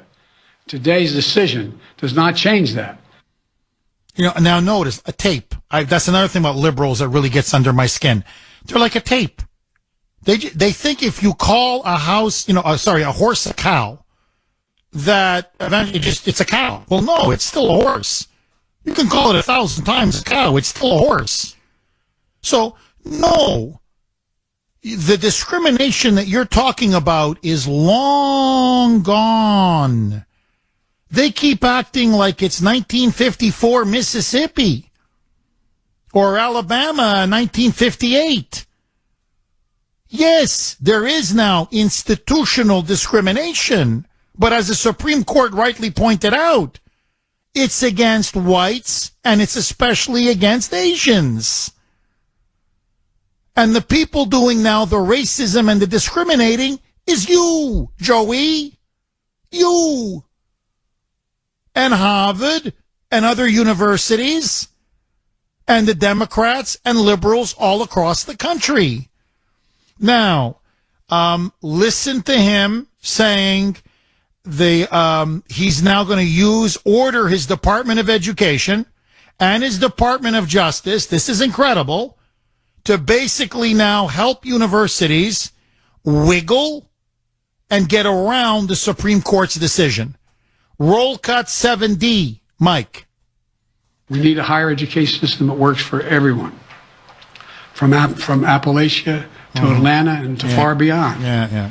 We can and must do better, and we will. Today, I'm directing the Department of Education to analyze what practices help build a more inclusive and diverse student bodies and what practices hold that back. Practices like legacy admissions and other systems that expand privilege instead of opportunity. Colleges and universities should continue their commitment to support, retain, and graduate diverse students and classes. I mean, is this pathetic? How about, try this, call me crazy. We're going to now start admitting students with the best grades, with the highest test scores, who show the most ambition, who are committed to working hard, and who are the best students in America. Period. Full stop. Full stop. How about, and not just in universities, how about we do that for everything? Huh? Wouldn't that be great? Listen to Biden. 7E, Mike. We don't have time? Oh, okay. Well, it's a 12-second cut, but it's okay. I'm going to play 7E coming back in, and the president then attacks the Supreme Court, saying it is not a normal court. Think of this. Saying racism should be banished from education, from universities and colleges. This is now a rogue position, I swear to you, according to Joey. 820 on the great WRKO. Jeff Kuhner, Boston's bulldozer, 617-266-6868. So Biden now, along with Obama and Big Mike, Marxist Muchel, are now waging an all-out attack on the Supreme Court. Listen now to Biden yesterday. Asked by a Moonbat reporter, is this now a rogue court? Just think of this. To affirm the 14th Amendment, the Equal Protection Clause, to affirm Title VI of the Civil Rights Act, that equal protection should be applied to every citizen under the law, regardless of race, skin color, national origin. To say, in other words, we're all equal before the law. He's going rogue. This court's out of control. Listen to Biden's unbelievable response. Roll cut 8, Mike. We need to remember that the promise of America is big enough for everyone to succeed. You know, that's the work of my administration, and I'm always going to fight for that. And I want to thank you all. And I know you've been told I have a helicopter out there waiting to go up to do an interview in New York. I'll be talking more about this, a live interview. But thank you very much, and we're going to have plenty of time to talk about this. But we're not going to let this break us. Thank you. President Biden, the Congressional Black Caucus said the Supreme Court has thrown into question its own legitimacy. Is this a rogue court? This is not a normal court. I mean, this is not a normal court, i.e., yeah, it's a rogue court. Again, you want to talk about an attack on democracy? You want to talk about, let's use their word, insurrection, sedition? So an entire branch of the U.S. government, the whole thing, is now illegitimate because it's upholding the bedrock American principle of equality under the law? That we're all citizens entitled to the same protection under the law? And no, we're not going to discriminate against Asians, and we're not discriminating, white people are people too. Asians are people too. They have dreams too. They work hard too. They study hard too. This is unbelievable. No, he's not normal. The only one that's not normal is him. He's not normal. His administration's not normal. The Democratic Party is not normal. The only ones that aren't normal is them. So now, because they don't control the Supreme Court, conservatives have a majority on the court. So what does the left do? Trash it, attack it, vilify it, delegitimize it. And their number one target is Clarence Thomas. And I'm going to get to this a little bit later. You read his concurrent opinion. I'm urging everybody. You gotta, in fact, if his people listen to the show, you've got to convince Justice Thomas. It'll be a short book. Publish his concurrent opinion, maybe with a nice little foreword by him if he wants, and publish it as a book. It'll be a thin book, maybe 80, 100 pages, but it is devastating. Oh, what he did to Ketanji Brown Jackson. Oh, you want to talk about bringing the fire. Oh, he destroyed affirmative action, diversity, the ideology of diversity, wokeism, liberalism, racial quotas, the whole ideology behind it. He uses his own personal story, his own example, as the essence, and then intellectually through reason and logic and law and history. Holy mackerel. He massacred her. It was an intellectual massacre. 617-266-6868. Rob in Braintree. Thanks for holding, Rob, and welcome. Jeff. How are you, buddy? I'm good. How are you, Rob? Happy 247th birthday for America. 247. They had read the Declaration of Independence off the old State House for 242 years or 43 years. I'm not sure because I attended a lot until Whiskey Walsh interfered with the CCP, So I guess, Jeff, what I'm saying is this. We need to stop talking and using their lexicon on every single word. Their word, diversity, means separate. Everything they do is done on purpose. Remember, the communists, and that's what they are, have been in charge of Boston since 1928. No results, no anything. I was in the Boston City Hall the other day. It is the most dysfunctional organization I've ever seen. No one knows anything. Nobody's around. We're in there because of the list, Jess. Obviously, the list, But I just hope that people take a look at our birthday, our country, and celebrate it. We are a good people. We are a great people. I am not going to listen to some moonbat or some nitwit without a filter in his forehead try to tell me what to do. If they don't like this stuff, tough crap, okay? Every time someone says something to you, correct them. Do not use their language. Do not repeat their language. And I want to wish you and your family, Jeff, a happy 4th of July. number 247. Okay, buddy? Amen. Rob, all the best. Happy Independence Day to you and your entire family. 247 years old. Let's pray we make it to 250. 617-266-6868 is the number. Okay, very quickly, because there's now a deliberate strategy in place. The liberal media, the Democratic Party, the Biden regime, Obama, Big Mike, Marxist Muchel, are now leveling attack after attack against the Supreme Court. They're targeting Alito, especially Clarence Thomas. They want to delegitimize the court now that it has a conservative majority. And even if they can't stop the Supreme Court from issuing some of its rulings, by constantly questioning their legitimacy, the strategy is maybe we'll make them think twice. Maybe we can bully them, intimidate them, frighten them, shame them from implementing rulings that uphold the Constitution and the rule of law.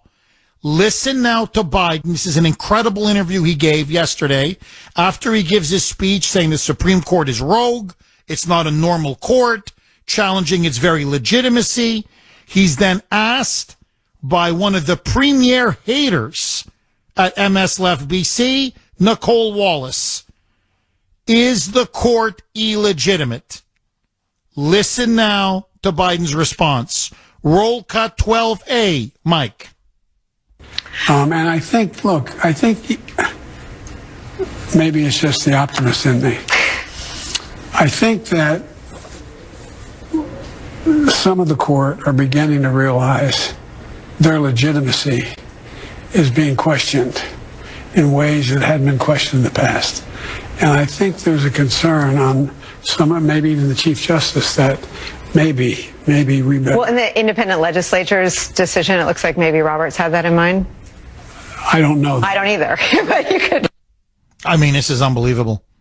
So the court doesn't rule your way, and all of a sudden now it's illegitimate? You see, they overturned Roe v. Wade, and now they've overturned affirmative action. Bang, bang. And the left is melting down. Melting down. Listen to this montage. This is the media and Democrats. So we've got, this is Markey, Ed Markey, the non-Reverend Al Sharpton, Whoopi Goldberg, losing their collective minds. Roll cut. In other words, they want to end racism. And this is how the left responds. Roll cut 19, Mike. The Supreme Court of the United States is stomping on the dreams of our young people. This was just one remedy, affirmative action, the only remedy to the legacy of discrimination in admissions in American higher education. Yeah. Only one remedy. And so here they've taken it away. Look, it's heartbreaking for our democracy. Our democracy is stronger when our leadership is diverse. This is a very serious change, and from my point of view, a tragedy. The headline for today is Access and Opportunity Denied. I think that this is tantamount to sticking a dagger in our back. What isn't being talked about enough is the harm this is going to do for students, not just Black and Latino students, but white and Asian American students. Is this leading to no women in colleges soon? Who knows? So that was Whoopi Goldberg. Yeah. So now they're going to ban women from going to college. Huh? You see the hysteria and the panic porn, the fear mongering? Remember what they said after the Dobbs decision when they overturned Roe? Oh, millions of women dead. Back alley abortions. Oh my God. Oh, it's going to be blood everywhere. Dead women everywhere. Oh, stop. It'll be a bloodbath. And of course, what happened? Nothing. It reverted to the states.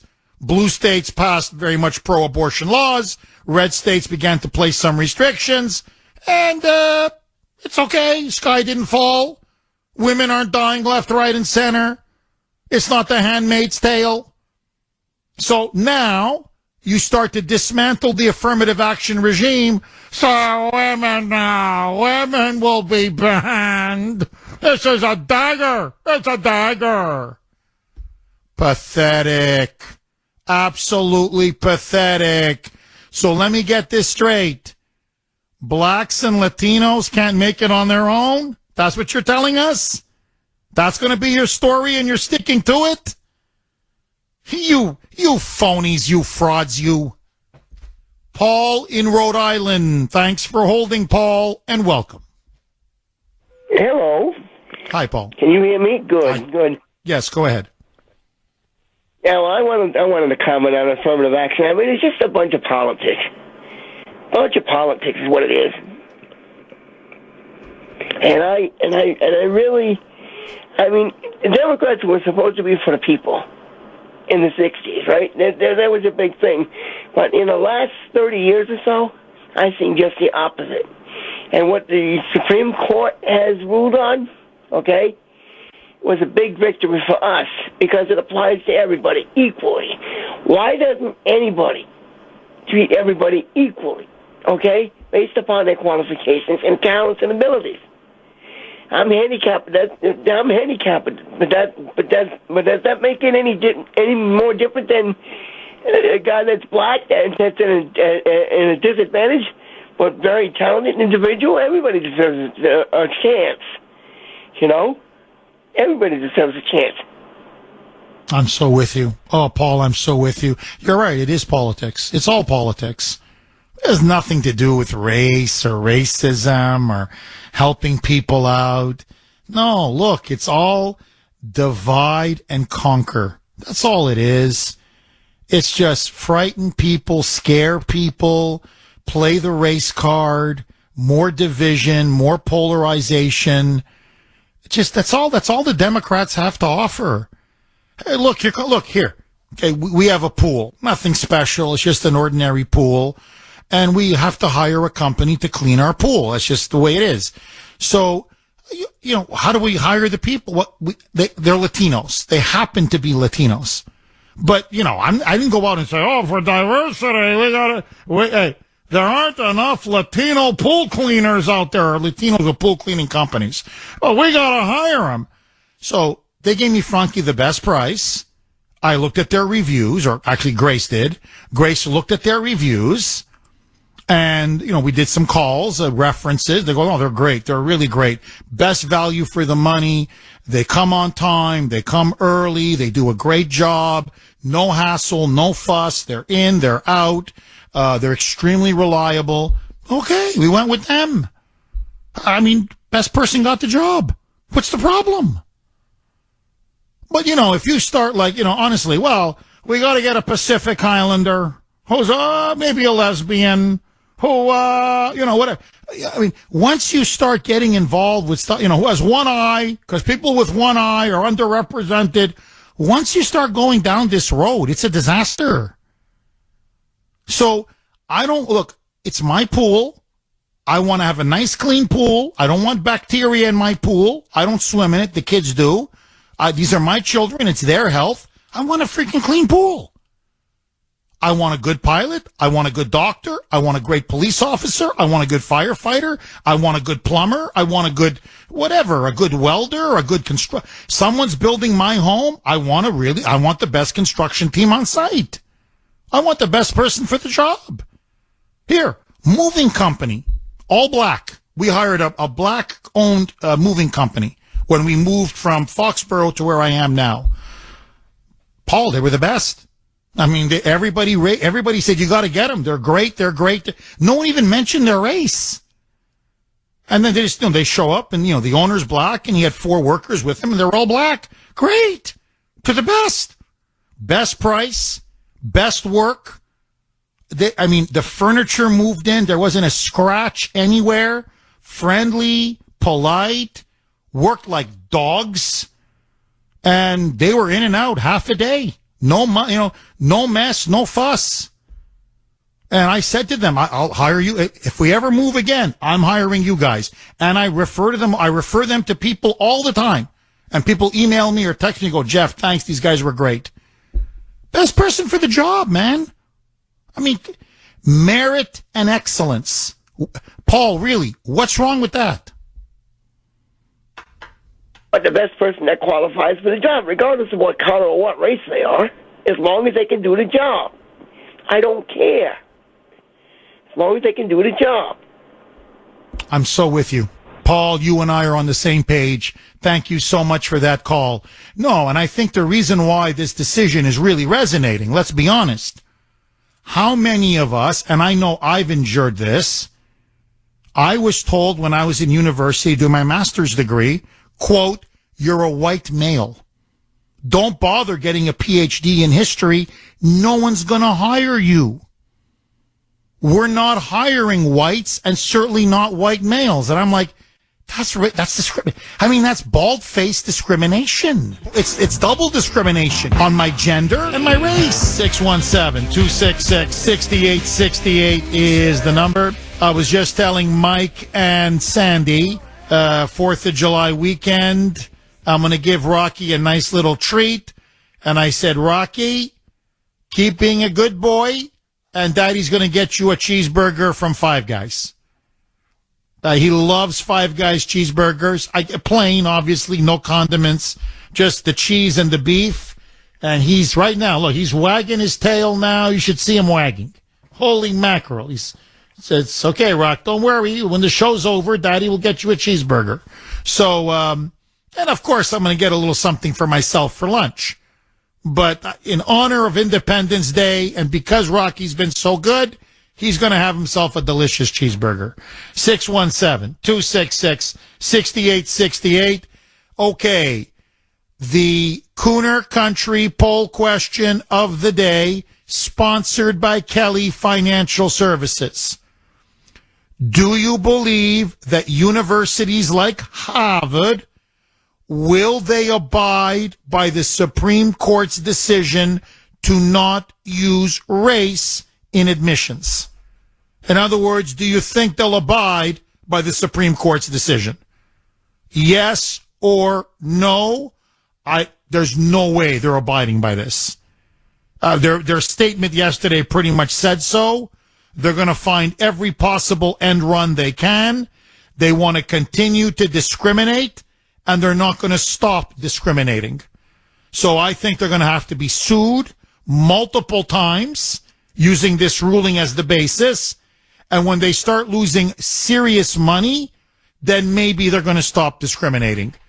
But for the foreseeable future, it's all-out defiance. And that's why the left is ramping up its attack on the court, calling it now an illegitimate rogue court. 617-266-6868.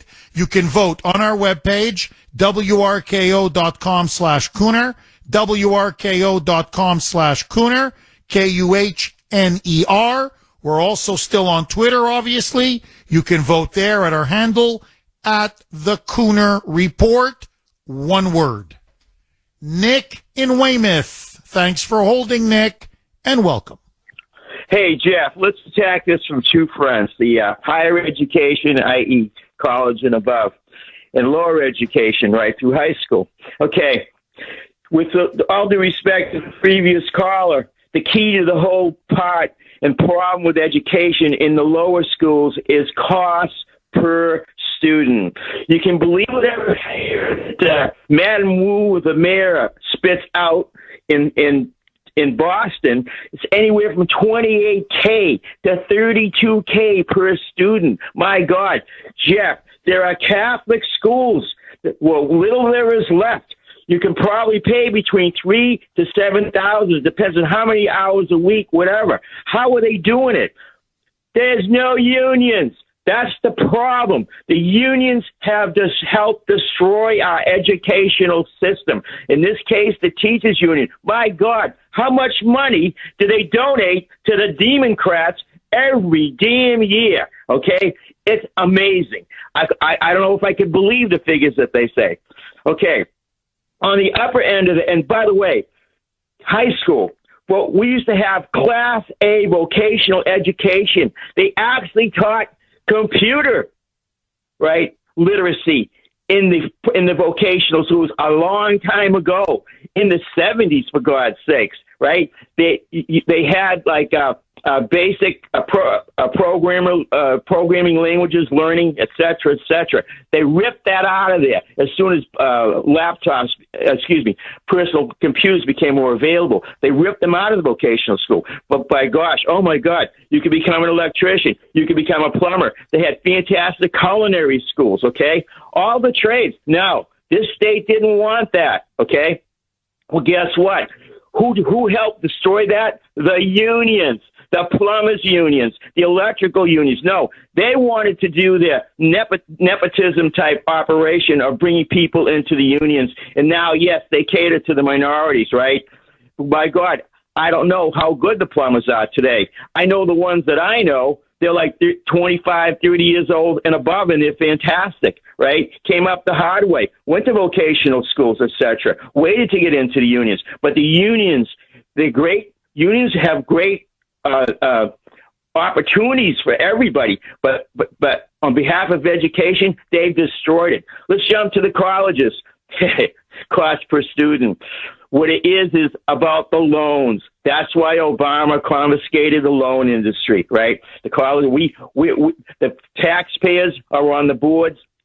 Are on the books to have to pay for these things if the loans aren't paid, right? So they don't care. You don't even have to take an SAT to get into college, right? You don't even have to take a law board nowadays to get into Stanford, to get into Harvard. It's optional. Or the graduate record exam, which they control amongst themselves more tightly. So yes, they will skirt around that things and make sure that the people demographically and politically need to get in there. But like I said, Nick, these are the problems. No, you're dead on. Look, already Harvard's going to get rid of the SATs. So now think about this. And Nick, as always, thank you so much for your call. Think about what Harvard is now saying. They're saying we're prepared now to no longer be an elite institution. They're openly saying it. In the name of diversity, as long as we can continue to pursue and achieve quote unquote diversity. So now they're saying, no, we're not going to use we're just not going to use SAT scores. So what are you going to use? Well, we're just going to have an applicant write an applicant letter, and we're going to base it off the letter. So that's what? So you're going to have no objective criteria, no objective metrics? So you can they want to keep lowering and lowering and lowering the bar, so that basically now anybody can get into Harvard. And that's how they're going to keep this whole racial diversity scam going as long as it can go. Now, I'm telling you, this is going to destroy Harvard. Look, I think Harvard's a joke anyway. It's run by commies. It's a far left institution. I don't think they do much research. I don't think you're getting an education. You're getting indoctrination at Harvard. To be candid with all of you, I had the grades to get into Harvard and Yale and Princeton. I chose to do my PhD program at Ohio University because they had better professors and a better quality program. Now I'm like, I don't need the Harvard name. Who wants the Harvard name? And have to put up with those left-wing idiots. So I'm not a big fan of Harvard. I'm not impressed with Harvard. I never have. But in terms of, law school, medical school, whatever, their reputation is going down. And it's going to continue to go down because they keep lowering standards. Now, you said something earlier, and I think you're 100% correct. No country in the world spends as much per capita on elementary education, middle school education, high school education, or college education as we in the United States. And what are we getting? Are we getting a bang for our buck? So let's forget the 28,000 per capita for Boston public school students. 28,000. Like, my God, where is the money going? $20,000 voucher. Here, you save 8,000. Okay? 8,000. Save 8,000. $20,000 voucher. Boom. Give it to every parent with a child in school. And say, take that 20,000, send your kid to whatever school you want. A Catholic school, charter school, private school, parochial school. If you want Public school, you like it, go ahead. But they don't want to do that. Now, I used to send, it's a complicated thing. I had to pull my kids out of school they have some learning issues, so they need more help. So they're no longer in the Catholic school that they were in, but it's an incredible school. The quality of education is superb. Superb. $9,500. So one voucher could cover 2 kids. I mean, a voucher is supposed to go for 1 kid. But you can even do, I'm telling you, with my kids went to school, 1 voucher at $20K can cover not 1, but 2 kids. And there's a great free lunch program, and that's all included. So your child can get an absolutely phenomenal education. But the unions don't want it. The unions are blocking school choice at every turn. So there's many ways for us to solve this problem if we really wanted to solve it. Now, to me, this is the principle that is at stake. Why should you, when you're applying for a job, be discriminated against because of the color of your skin? If you are the best person for the job, I don't care what the job is, you should get the job. Period. Full stop. What your gender is, what your race is, who you sleep with, who you don't sleep with, your age, whatever, that's no one's business. And what the left has done, not just in universities, but in corporate America and businesses and most sectors now of American life, they have institutionalized racism. If you're the wrong skin color and you're the wrong gender, and let's be frank, white male, Asian American, Asian too, no question, you're screwed. You're screwed. So you tell me, how is that fair? What are you rectifying? And Clarence Thomas addresses this beautifully in his concurrent opinion. He goes, so your solution to perceived social racism, he addresses Ketanji Brown Jackson directly. Your solution to perceived social racism is what? Government mandated racism? I'm practically quoting verbatim. Everywhere that's been tried, as he put it, it has been a disaster. It has failed. It's going to make race relations even worse. And in the end, it will destroy every institution. Because from that point on, everybody who's hired, you don't look at that person as an individual. You ask yourself, was it their skin color that got him the job? Was it their gender that got him the job? Was it the right box that they checked that got him the job? 617-266-6868 is the number. Kevin in New Hampshire. Thanks for holding, Kevin, and welcome. Jeff, good morning. Thanks for taking my call. My pleasure, Kevin. You know, I think that a question that historians are going to have in 40, 50 years when they look back at this time period is how you could have a society that is so outwardly pro-black and pro-minority. You see it on television, advertisements, you see it all throughout the media, these institutions. But yet the actual underlying gains for black America are so fundamentally weak and meager. There's such a major gap between what the society says and what it does. And really what I think this all goes back to, the underlying heart of it is a lot of the infrastructure that was built after the 1960s.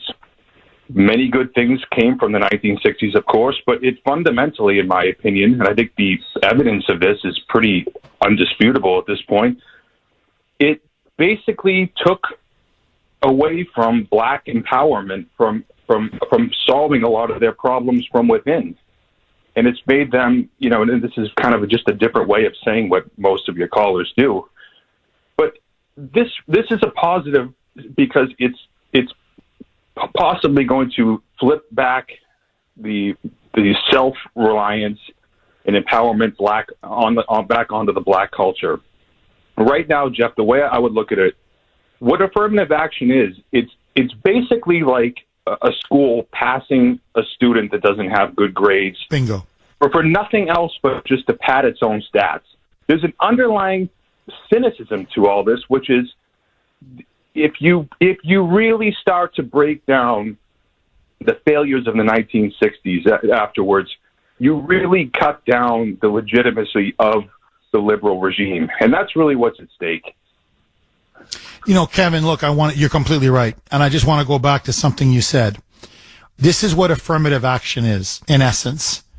It takes a D student, maybe a C student at best, and gives that person the award for best student in the class, or gives that student admission to an elite private school, while the other student, who happens to be of a different race, Asian, white, whatever, who's a straight A student, the better student, smarter, more hardworking, more deserving, and that person is not admitted. So it's fundamentally unfair. That's number one. But number two, what kind of leadership are we really getting? Like, this is an argument now the left keeps making. Well, the military says we have to have diverse leadership. Corporate America says we have to have diverse boardrooms. It's all about diversity, diversity, diversity. Okay, well, if you're into bean counting, how is that going to make the military better? How's that going to make your corporation better? It's not.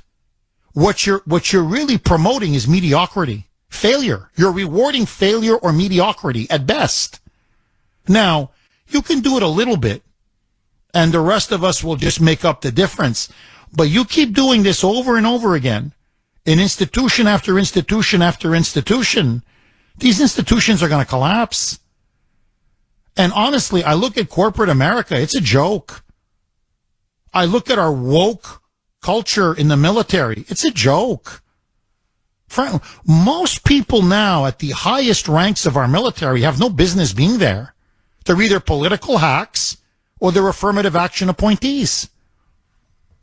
So, you know, you weaken our military, you weaken our competitiveness, you weaken our police, you weaken our fire department, you weaken our doctors, you weaken our healthcare, you weaken our medicine, and before you know it, China eats our lunch. Here, my niece, my sister-in-law's daughter, is at McGill. They don't have quotas at McGill. It's literally admissions is highest grades, highest test scores, period. That's it. She says she's in the engineering program. She's very smart. She's a brilliant young girl. She said, Uncle Jeff, in my engineering class, the overwhelming majority of the students aren't just Asian. They're literally from China or Japan. A couple from Germany. And there's a handful of Canadian students like her. And they're not there to talk. They're not there to socialize. You know, Kevin, it's not like they're sipping tea and, you know, the experience of diversity. And like, hey, so what do you Chinese think about the war in Russia? You know, let me learn a little bit about what you Chinese people think about this. They don't look left. They don't look right. They're there to get the best education possible, to get the best jobs possible, to eat our lunch. And my niece says we can't keep up with them. Our education system, and she went to a really good private high school, actually one of the best in Montreal. And she said, they knew stuff. We were like, well, how could you know this? So the Chinese are not messing around. The Germans aren't messing around. The Japanese aren't messing around. Now, if we keep going down this road, Kevin, I'm telling you, they're going to own us. Like, this is on many things I say we don't have the money. We just don't have the money. Well, on this, affirmative action is not a luxury we can afford anymore. Yeah, maybe 50, 60 years ago. But now, forget it. The world has gotten much more competitive. And they're not going woke. They see woke is suicide. And that's what this is. This is economic, cultural suicide. wouldn't you be okay with dealing with the collateral of this woke agenda if it was actually delivering results? And I think that's the issue with all of this. You're dead on. This is doing nothing. You're right. If blacks were really doing much better, right? They're really rising, getting really good jobs. They're satisfied. They're happy. Their incomes are going through the roof. They're getting promoted left, right, and center. I'd say, okay, all right, fine. We create some problems, but we solve others. But you're right. That their condition is just as bad, if not worse, than it's ever been. Because, Kevin, you know this better than anybody. When you promote someone beyond their ability, beyond their education level, beyond their competence, you're not doing that person a favor. You're setting that person up for failure. And then frustration and anger. So we're not helping blacks or Latinos with affirmative action. We're hurting blacks and Latinos with affirmative action. With respect to it, I mean, this culture trashes African Americans. I mean, you listen to the music, you look at the crime of these cities, you look at the fatherless homes. This society, it pays so much lip service to racial justice and all the sweet talk of diversity, equity, inclusion, but the underlying actual performance, it just trashes Black America, and we can never move forward as a society unless we start to take the good parts of what happened after the 60s, but really break down a lot of the ingrained just failed infrastructure, which includes, I'm sorry, most of the Democrat Party. Thank you, nailed it. Kevin, great call. Great call. Look, the solution is really very simple. It really is. Just treat blacks, everyone, but we're talking about the problem of African Americans. Just treat them like normal people. Don't humor them. Don't coddle them. Don't try to give them a hand up. Don't. Because look, I've always said this. People are people. You have good white people, bad white people. Good Asian people, bad Asian people. Good Latinos, bad Latinos. Bad black people, good black people. They can succeed on their own. 617-266-6868 is the number. Jeff in the great Commonwealth of Virginia. Thanks for holding, Jeff, and welcome. Good morning, Jeff. How are you? Good, Jeff. By the way, Jeff, did you notice another big victory for Trump? Did his 3 Supreme Court justices came through big time on Roe v. Wade on abortion, and now they delivered again on affirmative action.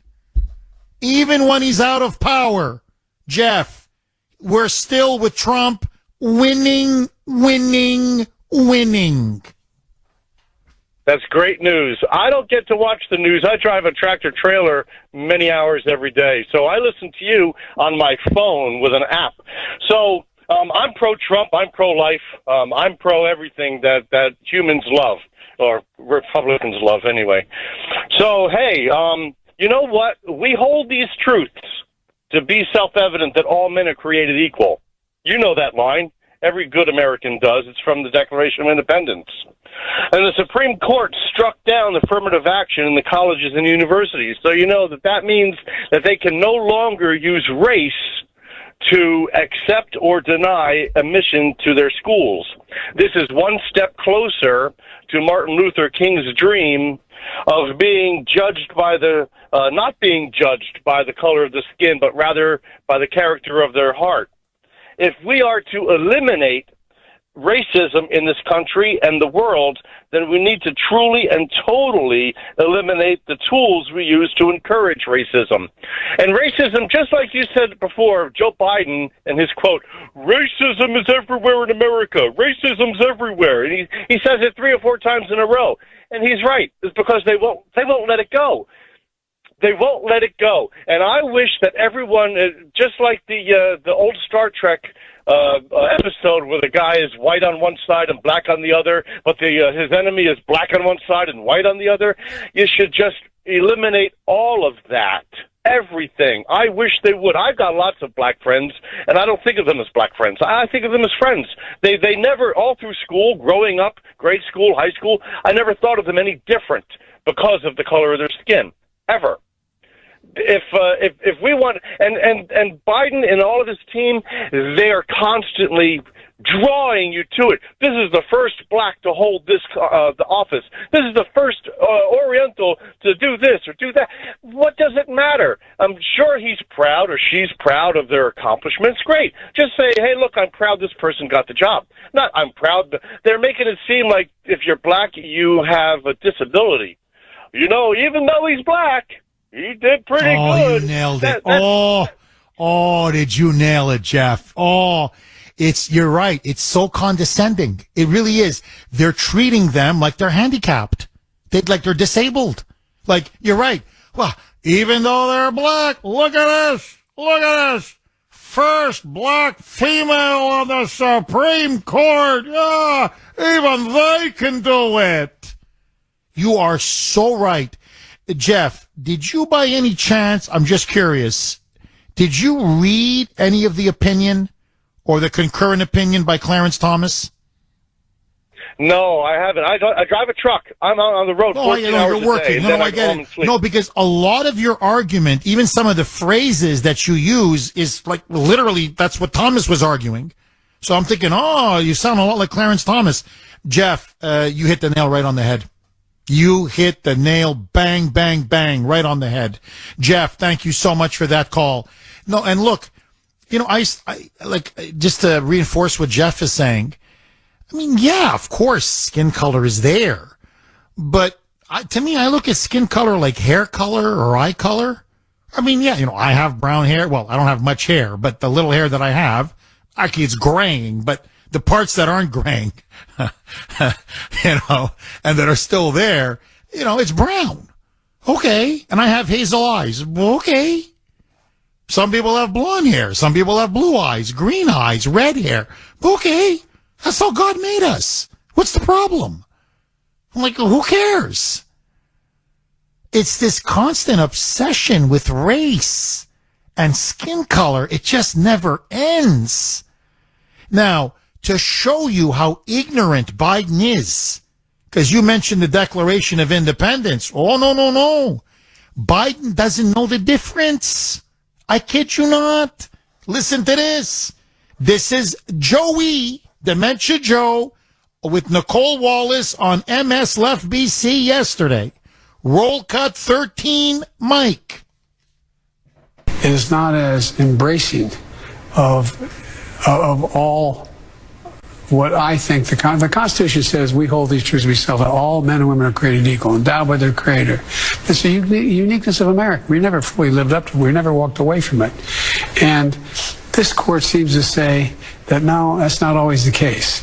The idea there's no right of privacy in the Constitution, giving states power that we fought a war over in 1960. I just think it's. This is not your father's Republican Party. I mean, this guy's such an idiot. Like, seriously. Like, I mean, I'm talking stone cold idiot. This court is giving powers to the states that we fought a war over? No, you're right. No, you're right. He quoted the Declaration of Independence, but he says it's the Constitution. We're all created equal, which is beautiful, don't get me wrong. But that's in the Declaration of Independence. That's not in the Constitution. He doesn't. Now, this is the President of the United States, former Vice President, and he doesn't know the difference between the Declaration and the Constitution? And by the way, the Civil War, they fought over the issue of whether states could secede. The courts aren't saying the states could secede. 617-266-6868 is the number. Okay, joining us now, as she always does at this time, the CEO, president of Kelly Financial Services. And yes, that is her real name, Kelly. Kelly, how are you? Good morning, Jeff. I am good. Many times I've joined you on your show to talk about income in retirement. Income is the engine that drives your retirement. But here is something to consider. A retirement income plan should begin with a discussion about goals. How much income do I want to keep and how much do I want to pass on? How much risk can I manage? What kind of lifestyle do I want, and how flexible can I be with my spending in retirement? At Kelly Financial, we'll build a plan that ensures you get the most of the money you've saved. We'll help set your lifestyle and legacy priorities and identify your key expenses. For example, what's a necessity and what's a desire? Make a start by getting a copy of our free consumer guide called Retirement Income Checklist. Then consider setting up a complimentary appointment with one of our financial advisors. It all starts with income. Jeff, tomorrow morning at 9 a.m. on Safe Money Strategies Radio, I will continue this conversation along with our Kelly advisors. Do tune in, and happy 4th of July to everyone. Jeff, enjoy your weekend, and God bless you. God bless you. Have a wonderful 4th, Kelly. Please give my best to William and Mary Madeline and celebrate Independence Day as you always do in style. 617-266-6868 is the number. We're going to have a nice barbecue. Yep. Probably going to start celebrating it that early. I'm going to Five Guys for lunch. I don't know why. I got a craving for a couple of cheeseburgers. And I've promised Rocky, which I shouldn't have done. Bad move on my part. He's going to get a nice cheeseburger as well, plain, no ketchup, no mustard, tomatoes, onions, none of that. He likes it plain. He even eats the bun. He eats the burger, the cheese, and the bun. And the last half hour, he's been howling up there. Like, ooh, like he's hungry. Like, Rock, would you relax? You're going to get it. Just to stay patient, man. 617-266-6868 is the number. And we'll have a beautiful barbecue on Tuesday. By the way, Sound of Freedom. Just very quickly, I just want to mention it. That big movie starring Jim Caviezel. It is going to expose. It's an incredible movie. It exposes child trafficking here in the United States, and how we are now going to turn child trafficking into the biggest business, even bigger than gun running, even bigger than drug trafficking. And our government is complicit. Hollywood is complicit. Many of our elites are complicit.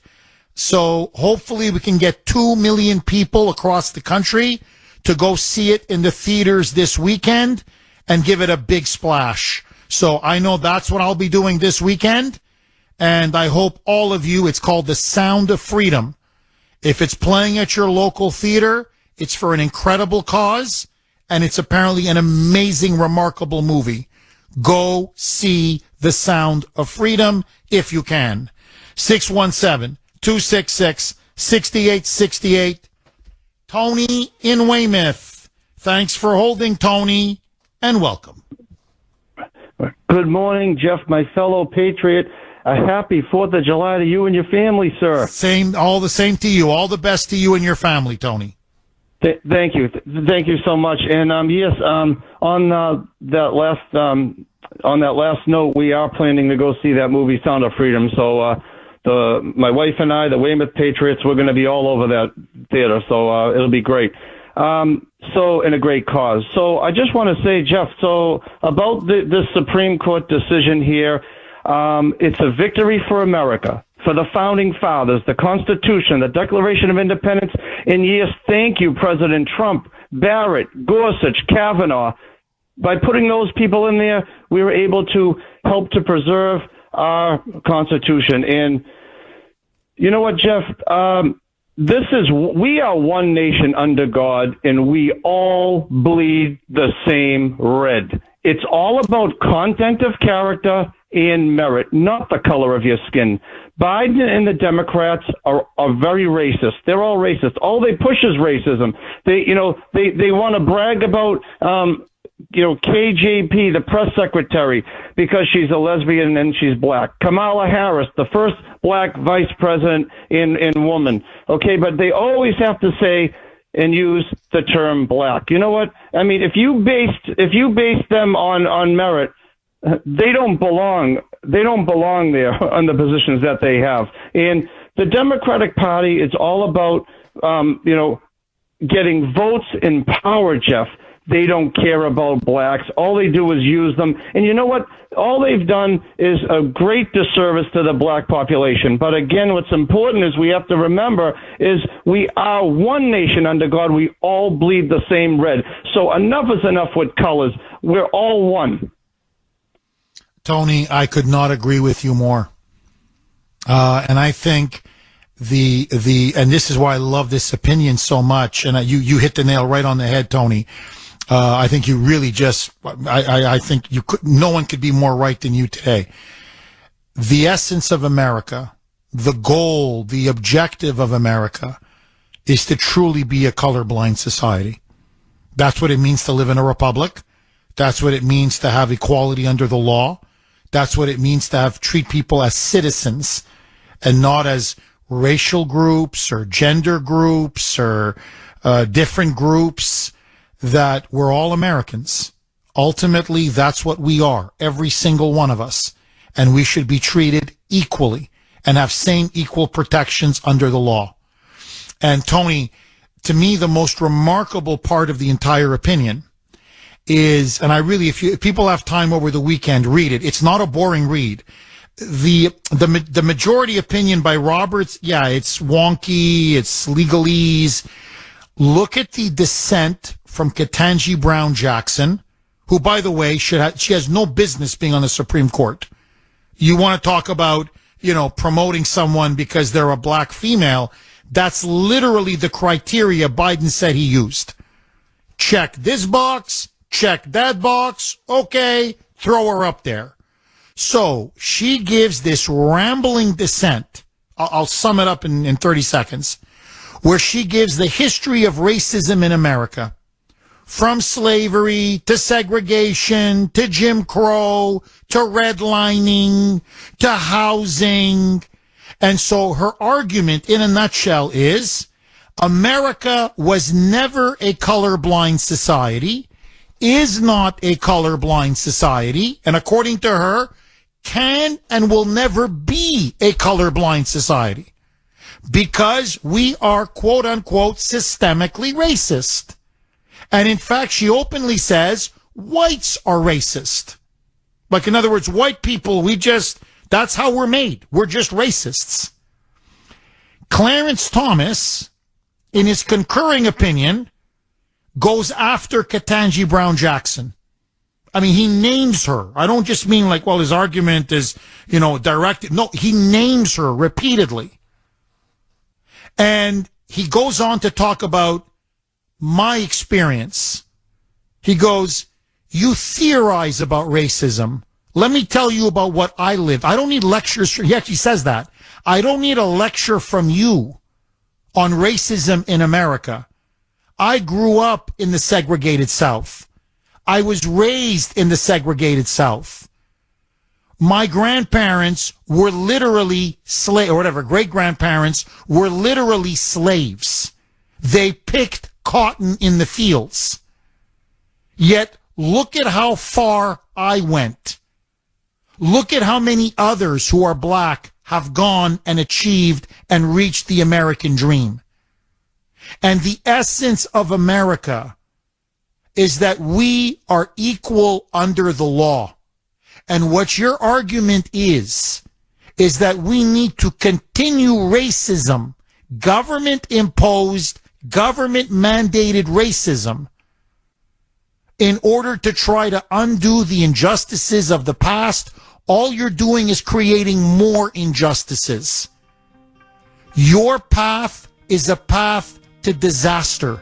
Our path is the path of the true American vision and fulfilling America's true promise. 617-266-6868 is the number. Clarence Thomas writes, frankly, one of the most brilliant concurrent opinions, and this is not just me saying it.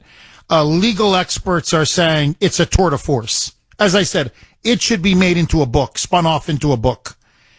And because he demolishes Ketanji Brown Jackson and her entire racialist worldview, as he puts it, liberalism today, your organizing principle is race. And nothing good can come of it. I mean, he takes it to her and dismantles her. Now it's destroy Clarence Thomas. Listen now to Joyless Reed. Joy Reid on MSNBC. You want to talk about vicious. The way they're attacking him now, they should be ashamed of themselves. The man is an intellectual titan. He is a national treasure. He is no one outside of Scalia in my lifetime has been a stauncher defender of the Constitution, individual rights, or a colorblind society.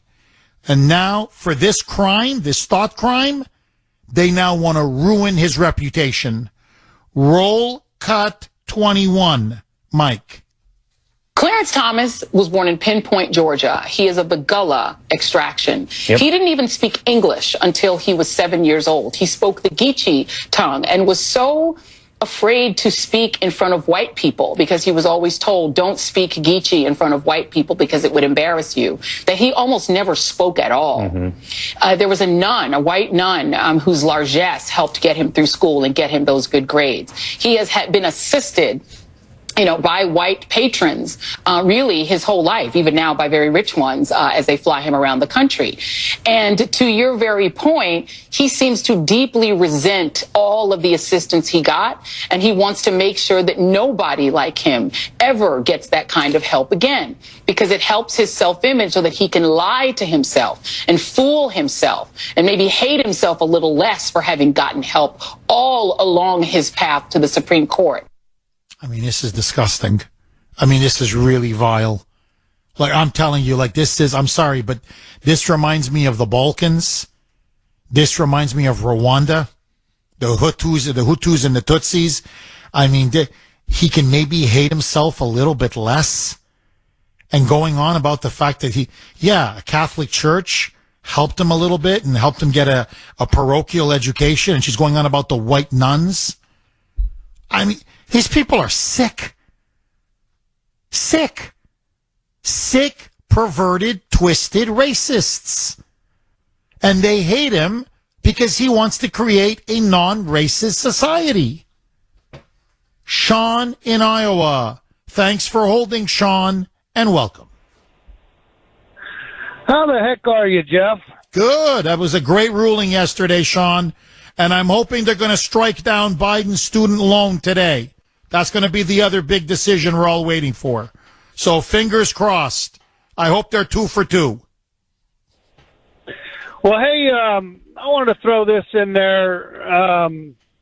I think this is more of a parenting problem. I think that we're going to see the blacks take, the whatever you want. People of color. I'm sick of the thing I have to say here, but anyway, I think it's gonna hurt them right now because the parents have been conditioned to not discipline your children. You've got to make sure that they do their homework. My parents were always on me about it. I didn't do the greatest in school, but I'm doing all right. But here's the deal.